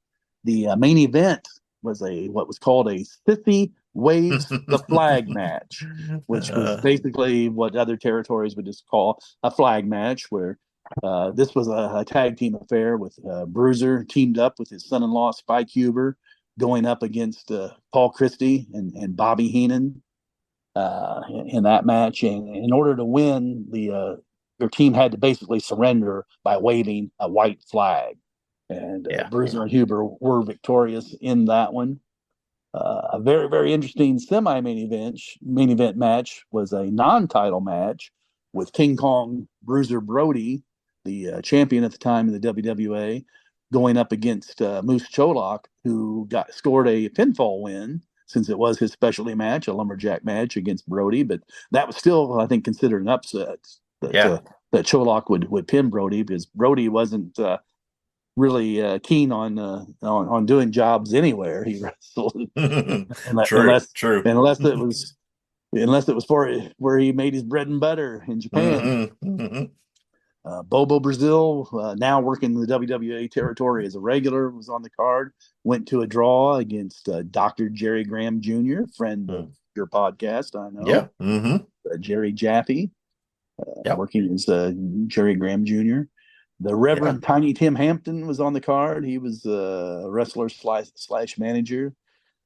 He got a win against Dutch Savage, which was not the more famous Dutch Savage that worked Pacific Northwest for a lot of his career, but I think also the AWA and the Central States. But for some reason, he was given that name. I talked to him about it during that time. It was not his idea. His real last name was Howe, Howe, and whenever he was coming into the territory after, I think, working probably for Dale Mann and some of the Kentucky promotions, he had the name that he wanted to use and call himself Buddy Dancing. And for some reason, it was changed to Dutch Savage. I don't know if Bruiser just liked that name, or if he was doing it as a rib, or if he had heat with Dutch Savage, or what the reason was. And whether or not the original Dutch Savage knew about it, I'm guessing he probably did, but not a whole lot you could do about it back then. No. El Bracero, Jose Martinez was on there, getting a win over against the Black Saint. Jack Cougar was back, now working as the Cuban Assassin. He got a win against friend of the show, Greg Lake from Lafayette. Wilbur Snyder went up against Ox Baker. Ox was disqualified in that one. Greg Lake, he got to work twice. He not only got to wrestle the Cuban Assassin, but he also got to work against Brody. And probably that Brody did win that one in a squash. And we had a women's match. We had Miss Bunny Love, the now love interest, true life love interest of Golden Boy Paul Christie, went on to marry him, and they were together till the end. She got a win against Alice Cooper, who that's not the rock singer. This was a female wrestler, and that was her name. She incidentally ended up marrying Dutch Savage, that was on this card as well. They had become a couple. She'd also had been involved with one of the local midget wrestlers before she got involved with him. She was with not the Mighty Cupid. I'm forgetting his name right now, but he was one of the locals that by that time period were a feature attraction of midgets, as they were called during that time. Yeah. Miss Bunny Love, incidentally, has just published her own autobiography that I saw notice had just come out this week.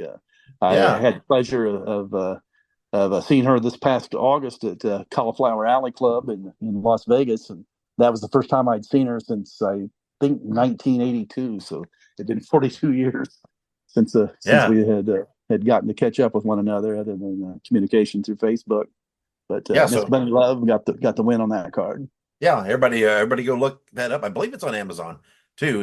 I believe so. So yeah, everybody it is look it up. It is a self-published book, which it is. Yeah, a lot of them are, and that's I got to talk to her about it, and Winona Littlehart, who's there at the convention, that it sounds like if you were really wanting to publish your own book, whether you're a wrestler or not, that there's a good way to do this, where it's can be essentially almost risk-free for you to publish a book and only print up as many as you need. It's not like the old days where you might have to guarantee that you're going to buy at least 5,000 books and hope you can sell them.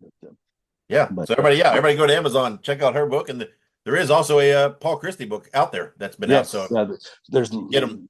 Just limited copies of that. I think she was planning on printing more of that one too if there continues to be a demand for that. Yeah, But I've that got Many I've got Faces of Paul Christie. Yep. I've got Paul's book, so now I need to get Buddy's book to go with it, to pair them together. And you'll see quite a few of my pictures in his book. There you and go. I bet there's going to be quite a few of them in Bunny's as well. Probably. She was working on editing that her book whenever she was at Cauliflower Alley earlier this year. Yeah. All right, then let's move on. 1979. Now we're done with the 70s. We move into the 80s, and here we've got one that's actually back on Christmas Day, Thursday, December 25th, 1980, at the Expo Center. And I remember this one as being kind of a sad card because we had I was glad seeing Baron von Raschke brought back to the territory. He hadn't been around since 73 after losing a loser leaves town match, which I was beginning to think that was a legitimate stipulation since he never came back, but he was brought back to this card. But they drew what had to have been the smallest attendance up to this date of all of the Christmas shows, and perhaps probably all of the Indianapolis shows. That I'm thinking there was only maybe 300 people in the building that night. But the main event was Bruiser, who's the singles champion at the time, getting a win over Baron von Raschke by disqualification when the man working as his manager, Reverend Tiny Tim Hampton, caused the disqualification. And that was the match on top. Von Raschke worked a preliminary match as well, so that you get some TV exposure for him. He got a win over Jose Alicia earlier on the card before the main event took place. We had a handicap. Is Jose Alicia? Is that Bracero? No, it's not. It was a relative of his. For whatever the reason was, they were either brothers or cousins. Neither really. English isn't. I should say, because I think both are still with us. Is not their first language. But whenever this Jose Alicia, which is El Bracero's real name, Jose Martinez's real name, was going to have what I think his first match, or at least one of his first matches, was in Terre Haute, and Bruiser was on the card. And because Bruiser thought that they looked too much alike, he wanted this Jose Alicia to shave his head. And he didn't want to do it. But to me, they really didn't look that much alike, facially or their body build. So I don't think fans would have been confused by it. So he didn't shave his head. Jose Alicia, this Jose Alicia, the one that wrestled as Jose Alicia, was always a preliminary wrestler. Yeah, and, gotcha. Was usually one that would put over the heels that, or if you had a face that needed to get a win on a undercard match, he'd be the guy to do it. He'd also be one, if he wasn't booked on the card, he would show up at almost every one of the Expo Center cards to be there on standby just in case someone didn't show or you needed to have an extra for something. So, but he worked the WWA territory for a few years, and into the 80s after the promotion had essentially shut down during the experiment with Jerry Jarrett running things as well. But then he came back after that. The real Jose Alicia, Jose Martinez El Bracero, he worked the card as well, and he got a win in the opening match against Mark Manson that particular night.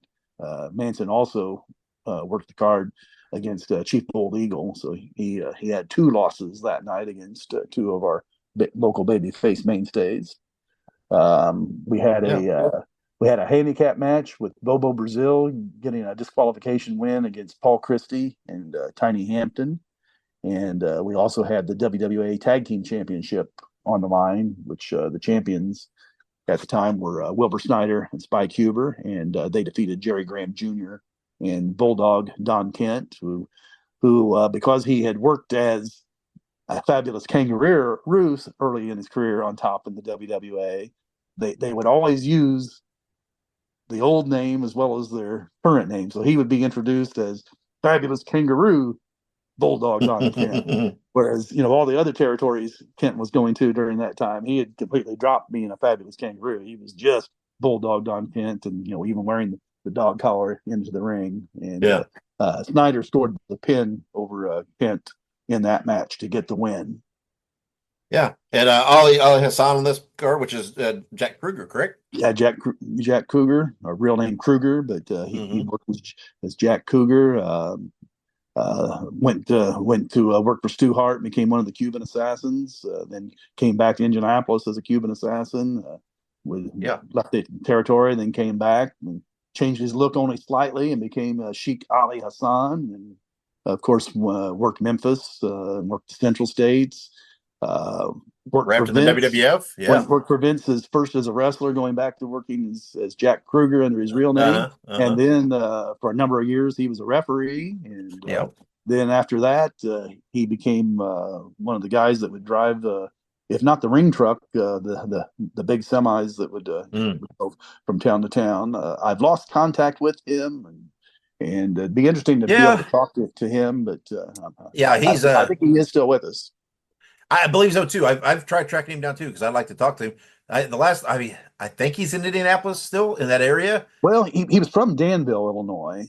Yeah, right. But I don't know. But I've tried whether he's tracking him settled down. in Indianapolis or not, I don't know. Yeah, I don't know. I every once in a while I'll come across someone who's like, oh yeah, they know him, or they're neighbors with him, and it just doesn't end up going anywhere. And I've been trying to track him down for a while, and he's I don't know. I'm guessing he's not real internet social media savvy, so he's not really out there in that capacity. Yeah, I have a feeling he's probably probably has put his wrestling days behind him, and but he would probably be surprised that there'd be a lot of people that would really be interested in hearing from him and letting him discuss his career and all those different incarnations that he had. I'm keeping the search. I'm not going to let up. He was a guy that I got to see start off right at his very beginning, where he had the drive to become a wrestler, and he really improved over the years, and worked himself up to championship status and for a lot of promotions. Yeah, absolutely.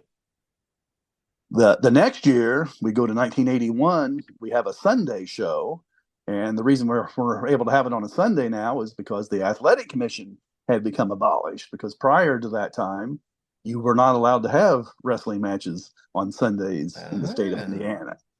Okay. And we're also now at Market Square Arena instead of the convention center, which the Market Square Arena was the big arena where the Indiana Pacers would play, and a major concert attraction. That's where your show would be held. It's that building no longer stands and been replaced by a different arena, more modern arena downtown. But we had that card on Sunday, December 27th, 1981. The main event was for the WWA Tag Team Championship. And this was interesting because we had Dick the Bruiser involved in a 1-hour Broadway. They went to a time limit draw. The Kelly Twins against Dick the Bruiser and Spike Huber. The Kelly Twins were the champions, and because it was a draw, the champions retained their title. I wonder how much of that hour Bruce was spent on the apron. I've got a feeling we had an awful lot of that, probably a Spike Huber selling. And making a hot tag to let Bruiser come in and punch the dickens out of the Kelly. And I always wondered, were the opponents of the Kelly Twins able to tell them apart? Because those guys were true identical twins. One's still with us. The other, unfortunately, died in a tragic auto accident years ago. But they were a traveling tag team and worked many territories in Canada. They worked Detroit, Central States, all over. They were an underrated tag team.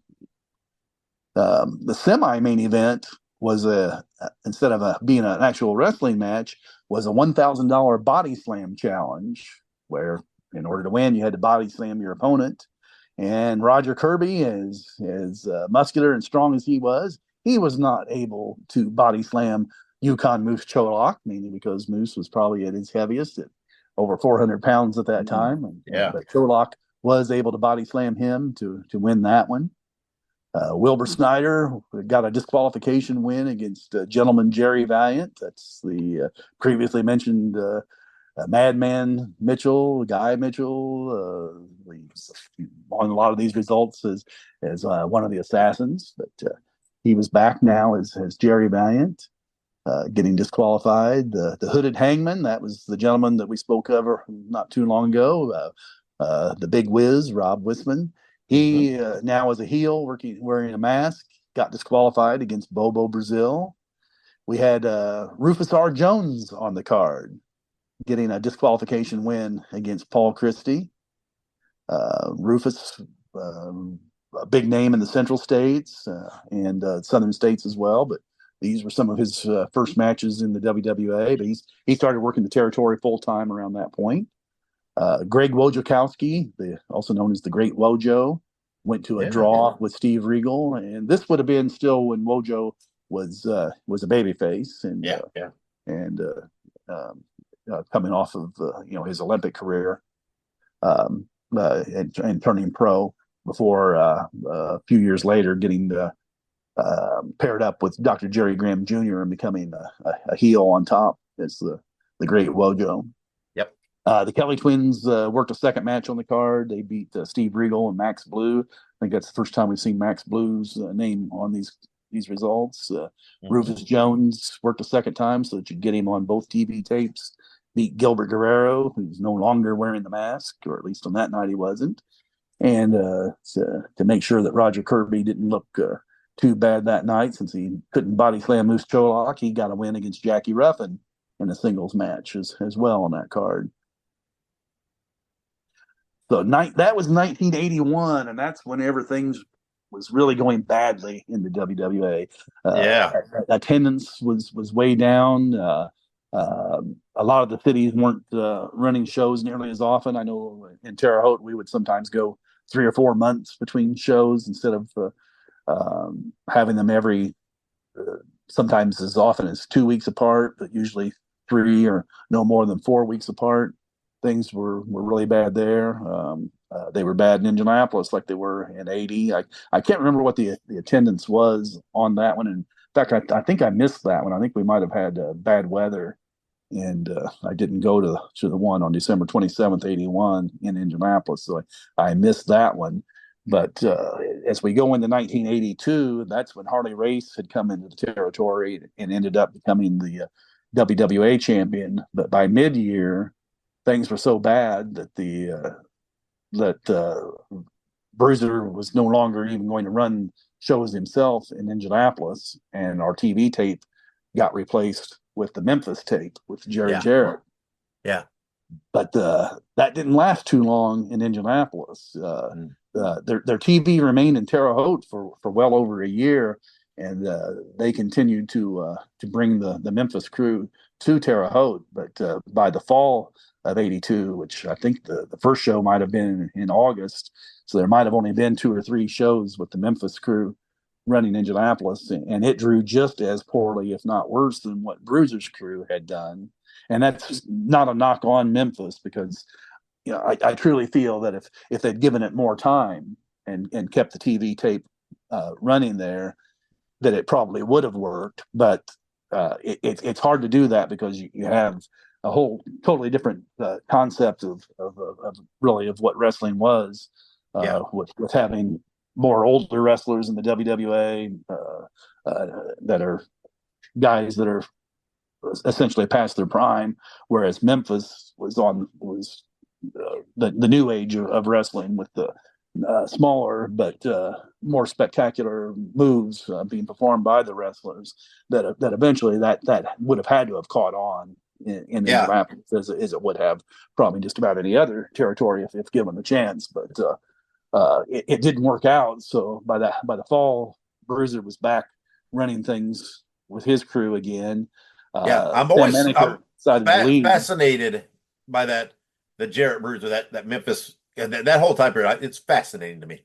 It was that whole bit. We can't really get the true story of really how it all began and how it all ended. I can remember the show in the summer of '82 where they weren't announcing the return date, like you would always hear at the Mm-hmm. live show. And I can remember my dad, having been in the dressing room, he came back and he said, Bruiser doesn't have any of the Indianapolis arenas booked for any cards of late, but they didn't let it out that things were going to be switching over to putting the Memphis tape in the time slot. Yeah, I did. I mean, I did get a chance before he passed away to talk to Jerry Jarrett about it, but he didn't have a lot of memories of it. He seemed to forget that, which you would think that would be in your memory better, but it just didn't. Yeah, it didn't seem like it was any big thing to him. He didn't have a lot of specific memories, right. But so that didn't. Right. There wasn't a lot there, and obviously Bruiser no longer with us. There's no way of hearing his side. This past summer, I saw Jerry Lawler when he was honored in Evansville at a special show, and I did get to talk to Jerry a little bit, but I kind of wanted to ask him if he knew about it. But Jerry, even though the Memphis crew was working up here in Indiana, I don't think Lawler worked any of those shows. I don't think so. Talk about that briefly, and that was mainly because the Indiana shows were mainly being run on Fridays and Saturdays and some on Sundays, and those were the days that I think Lawler liked to take off. He liked working Monday through Thursday and having a few days off every week if he could. Yeah, but they never did get around to bringing either Jerry Lawler or even Bill Dundee to work the territory. But we had like the fabulous ones. The New York Dolls. The New York Dolls with Jimmy Hart.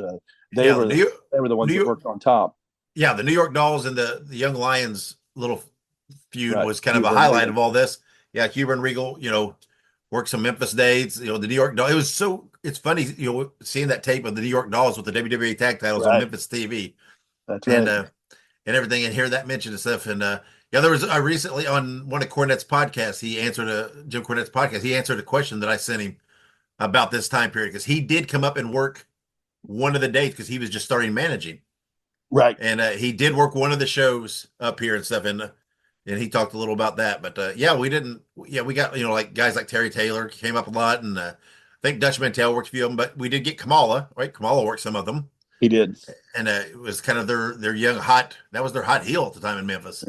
So Terry Taylor was on a lot of those cards as well. He was a becoming babyface. Yeah, with the Kamala though, right. There was the issue towards the end in Fort Wayne with Bruiser and Kamala, and how Bruiser that supposedly altered the card and this and that. Well, that happened in Indianapolis too. I think on the very first card. But, I know that they said that, but I can remember seeing the TV tape. I didn't go to that show. That would have been when I was in college and kind of got away from it there for a while.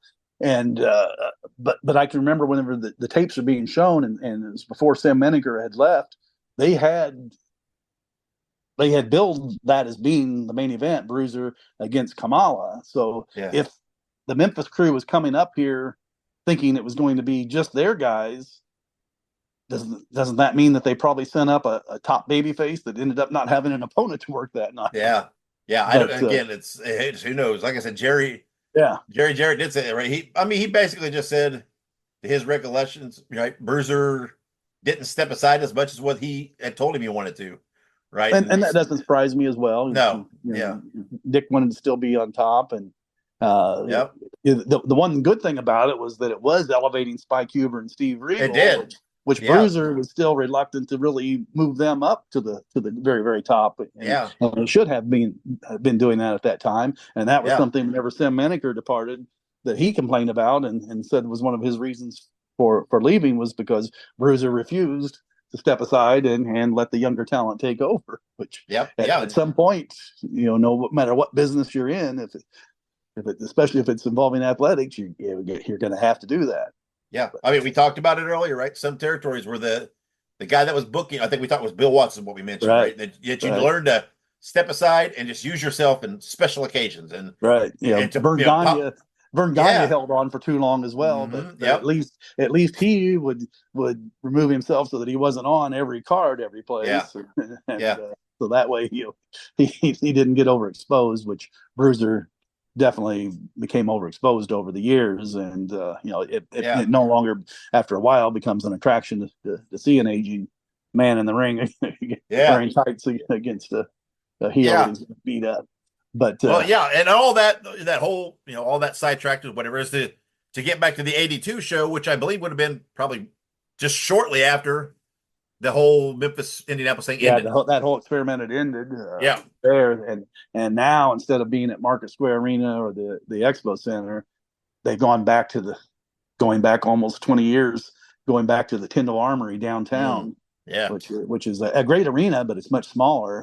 That's the arena whenever ECW came to Indianapolis for their first couple of shows. They were held there, and it was a great atmosphere for that. Yeah, a lot of boxing promoted there too. And still is to this day. Absolutely, yeah. On December 30th, 1982, that was a Thursday.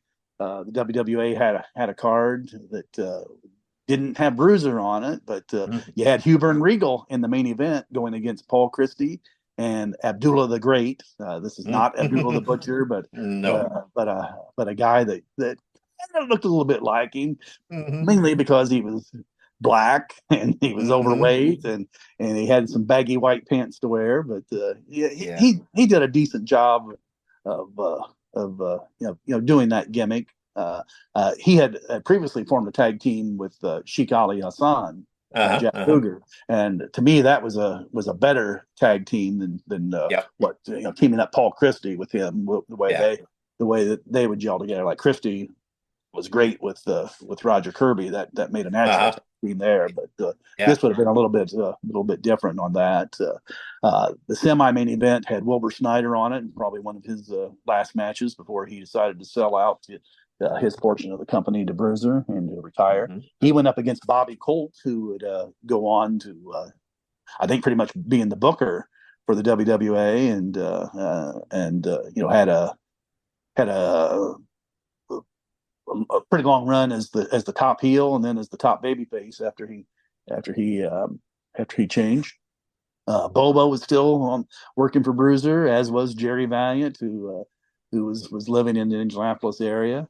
A different name, J.R. Hogg, was on the card, going up against Gilbert Guerrero, who was back wearing his mask, probably because he's got more wrinkles now. He's back to being the Black Saint.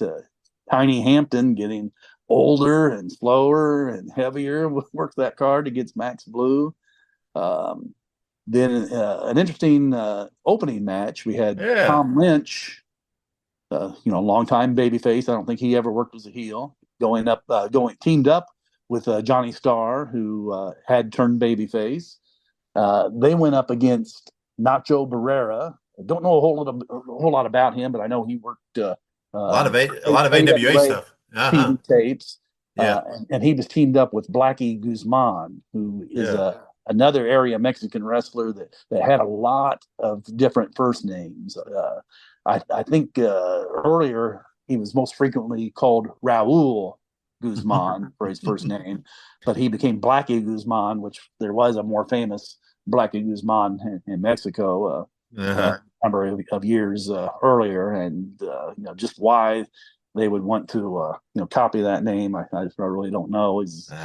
None of the fans, at least in Indianapolis, maybe some in Chicago, the older fans might have known who the Mexican, the actual wrestler from Mexico, Blackie Guzman was. But this was a wrestler from the Chicago area, Raul Blackie Guzman. And sometimes he was even be introduced. At least I can remember at least one Terre Haute card where Sam Menaker was doing the ring announcing duties, but I call him ring announcing duties, but he didn't want to have to climb into the ring. He would do it standing next to the ring. He would be introduced as Raul Blackie Guzman. And he was one of those preliminary guys that could flip back and forth. If you needed him to be a heel, he'd work heel. If you needed him to be a babyface, he was a babyface. Yeah, and this is, of all the cards we've talked about, this card's a little underwhelming, right? It is. It doesn't. I don't know what the attendance was. I'm sure it could not have been great, but that was a 6-bout card. And this would have been during the time period where David McLean had become the the basically the general manager for the company, was the TV announcer, the interviewer, and all that. And a short time before he would go on to bigger and better things by starting Glow. And he's still involved in the wrestling business now. He's got WOW that you can see on the CW network and Vice TV. Yep. Yeah. The only thing, I mean, again, I was always a fan of the Hogs. I always liked the Hogs.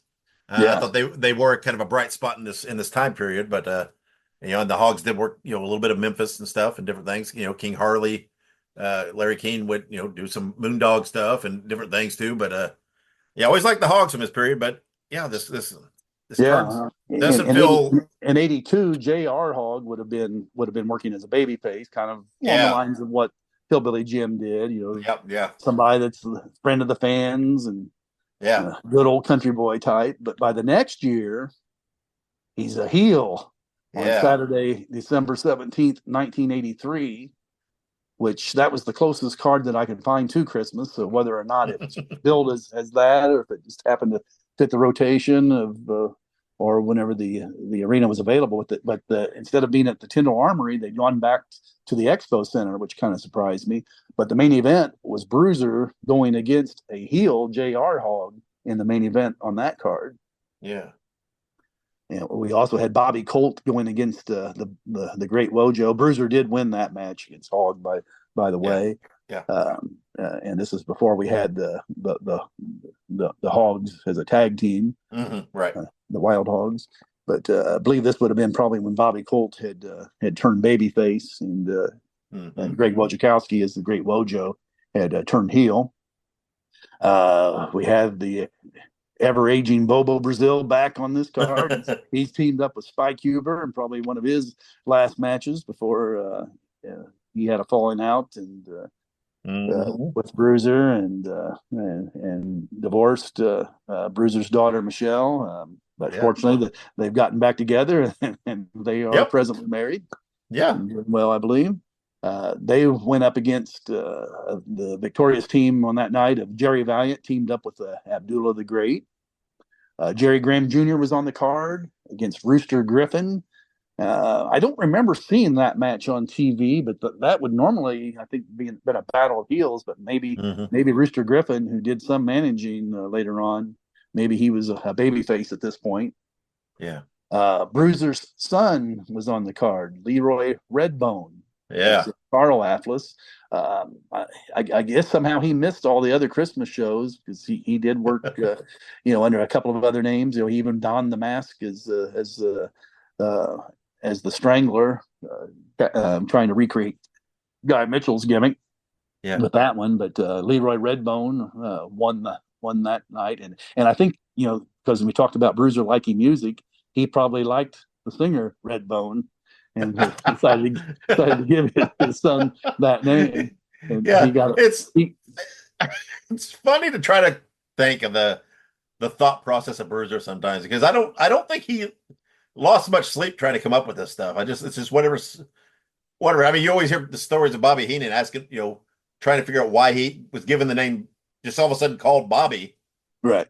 By Bruiser, he thought, well, it must be because of Bobby Davis, I guess, because I think that stands to reason, especially because Bobby Davis was he was called Beautiful Bobby, right? Yeah. And, it is, and but of course, it's funny. Bobby Heenan became Pretty Boy because that's you don't want to completely steal somebody's gimmick, so you call him Pretty Boy. Yeah, Bobby. but it's funny because you always hear Heenan just he said it was so matter of fact. He's like, oh yeah, now you're Bobby Heenan. Right. It was and it's just. I don't think Bruiser put a lot of time and thought into it. It's just whatever popped into his he may head. have. I just don't think he always shared it with the people that were involved. Correct. Until they arrived at the arena. Correct. And you find out what you're going to be doing. But I can see him sitting around the pool listening to something and telling his wife, you want to be a good wrestler named Redbone. I'm going to give it to Carl. And she probably goes, "Oh, yeah, yeah." Can we go to Florida? But Redbone got a win against Juan Zapata. That's another one of the local Mexican wrestlers that had various first names, but rarely, if ever, had his hand raised. He worked twice that night. He lost to Redbone, and he, earlier on the card he wrestled Wojo, in a preliminary match and lost to him. Jerry Valiant still going at it. He would have been leaving to go work for Vince again as a referee, which he was probably the biggest referee that promotion ever had. And then also ran the ring crew in the Midwest for several years. He beat Roger Ruffin on that card. Bobby Colt beat Jose Martinez El Bracero, who you rarely really saw Jose lose matches, but they didn't really elevate him to go against heels. So I'm guessing Bobby Colt was back to being a heel on that card. It is ironic if you look, because Bracero was there a long time. He was, and I don't always think a babyface. Rarely lost. I don't think draws. Time limit draws. And I don't think Bracero never had a title run of any sort, right? No, I don't think he ever had a tag title. I don't remember him ever even getting a title match. And even in Terre Haute and some smaller spot shows, you would see people like Chief Bold Eagle would sometimes be involved in title matches, whether it be the singles or the tag that would never get it in Indianapolis.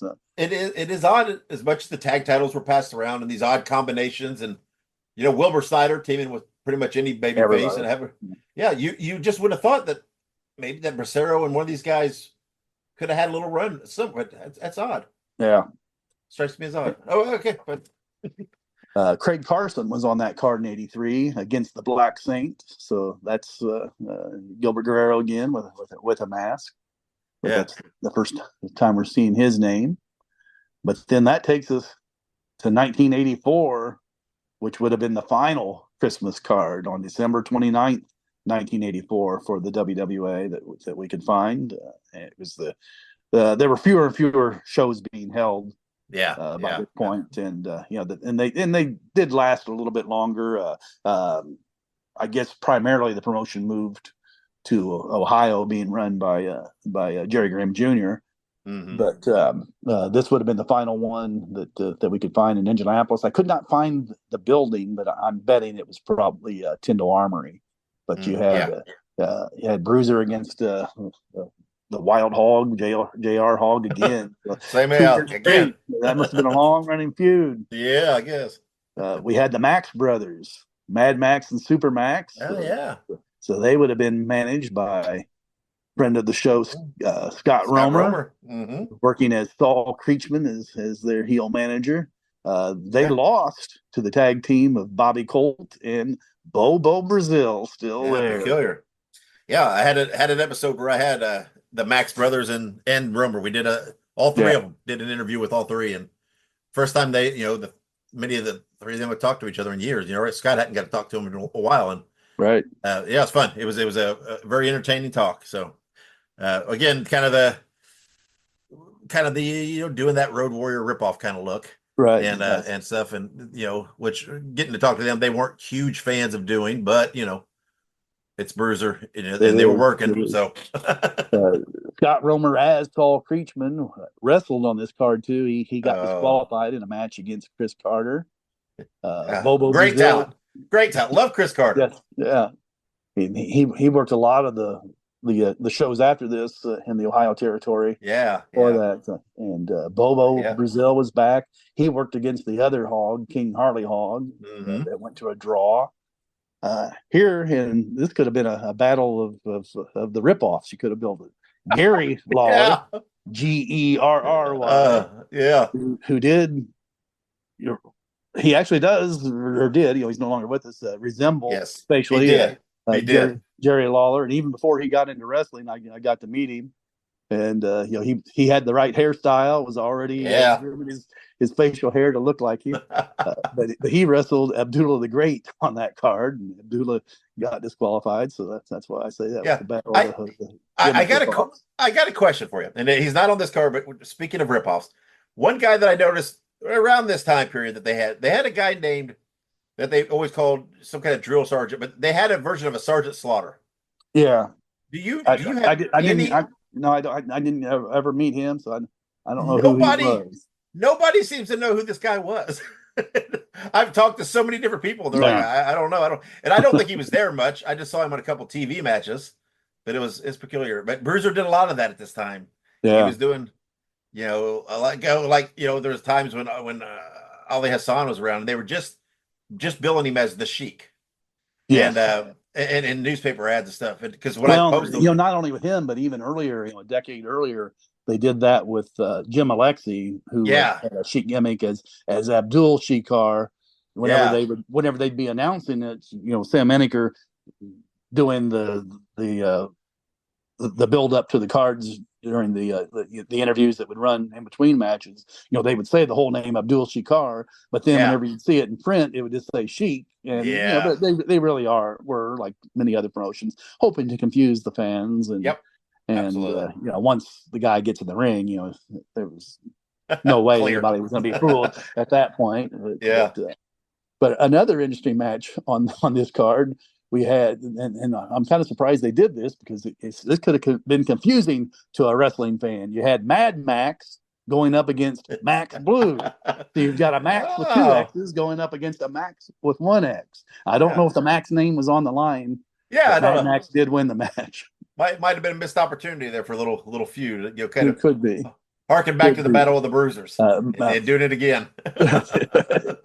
The Hangman was on the card. He went up against Brian Costello and won that. Brian, worked I think a lot of the remaining years of the promotion, especially in the Ohio area, and he also worked Michigan too.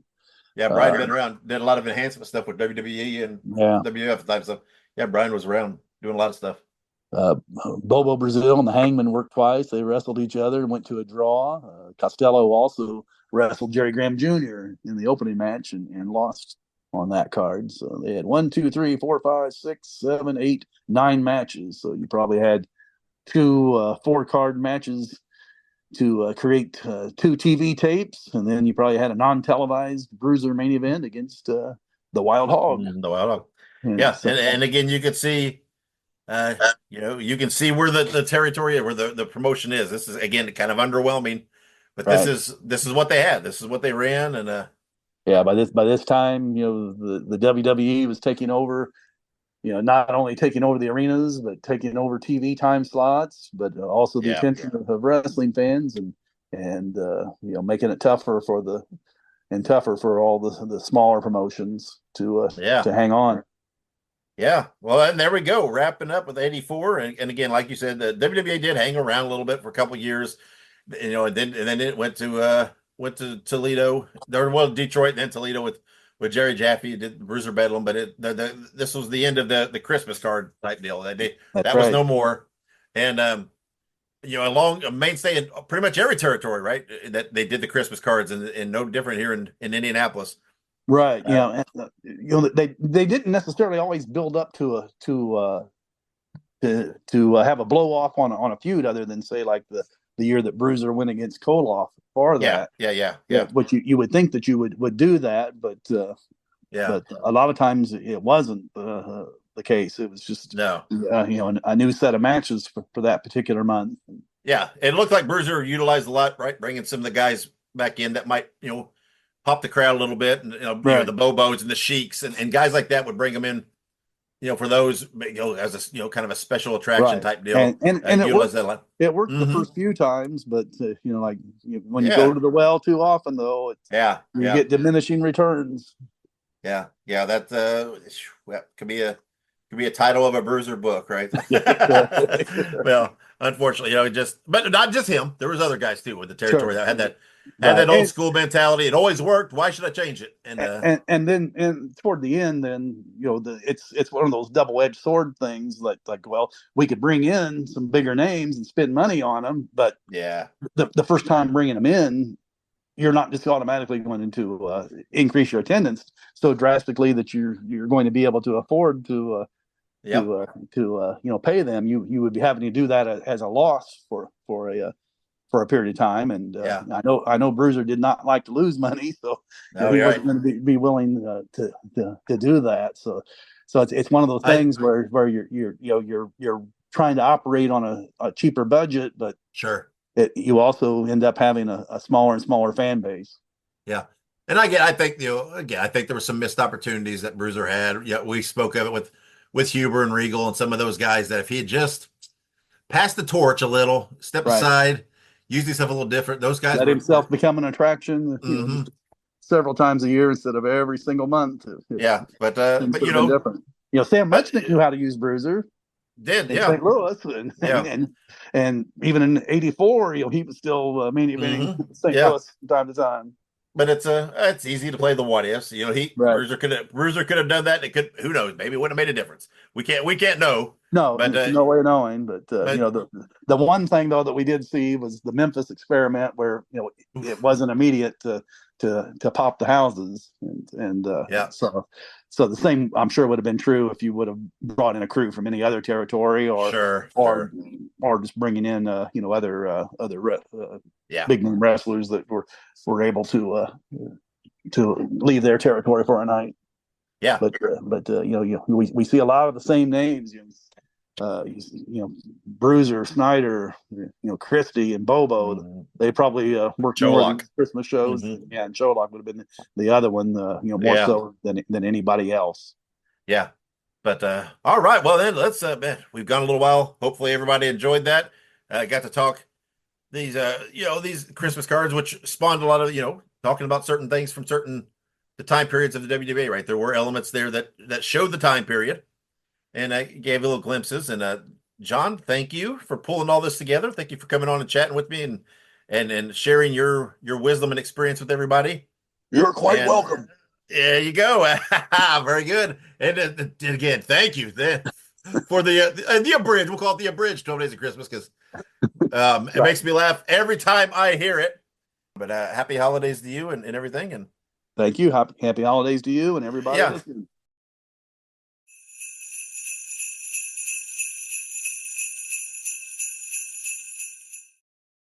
All right. And again, thank you to John for coming on, discussing the WWA Christmas shows with me. Thank you for his Dick the Bruiser doing the 12 Days of Christmas bit. That was so good, so funny. Just made my heart grow 3 times bigger, and it was just a blast. So before we get out of here, make sure you do follow me on social media. Just look up at the Dave Dynasty. Go check out all the other WrestleCopia Network podcasts. Just look up the podcast on your favorite podcast platform, or go to WrestleCopia.com. Also, check out my friends at the Ultimate Classic Wrestling Library. Go to ClassicWrestling.net or download the Ultimate Classic Wrestling app on all of your devices. Now, real quick before I get out of here, next episode, my guest will be Spellbinder. We talk about working in Memphis, his one WWE TV appearance, Bruce Pritchard, you're not going to want to miss that one, and much, much more. Once again, thank you, listeners and supporters, for all your follows and interactions. This is obviously our last show of 2024. Closing out this year, kicking off 2025 with Spellbinder next episode.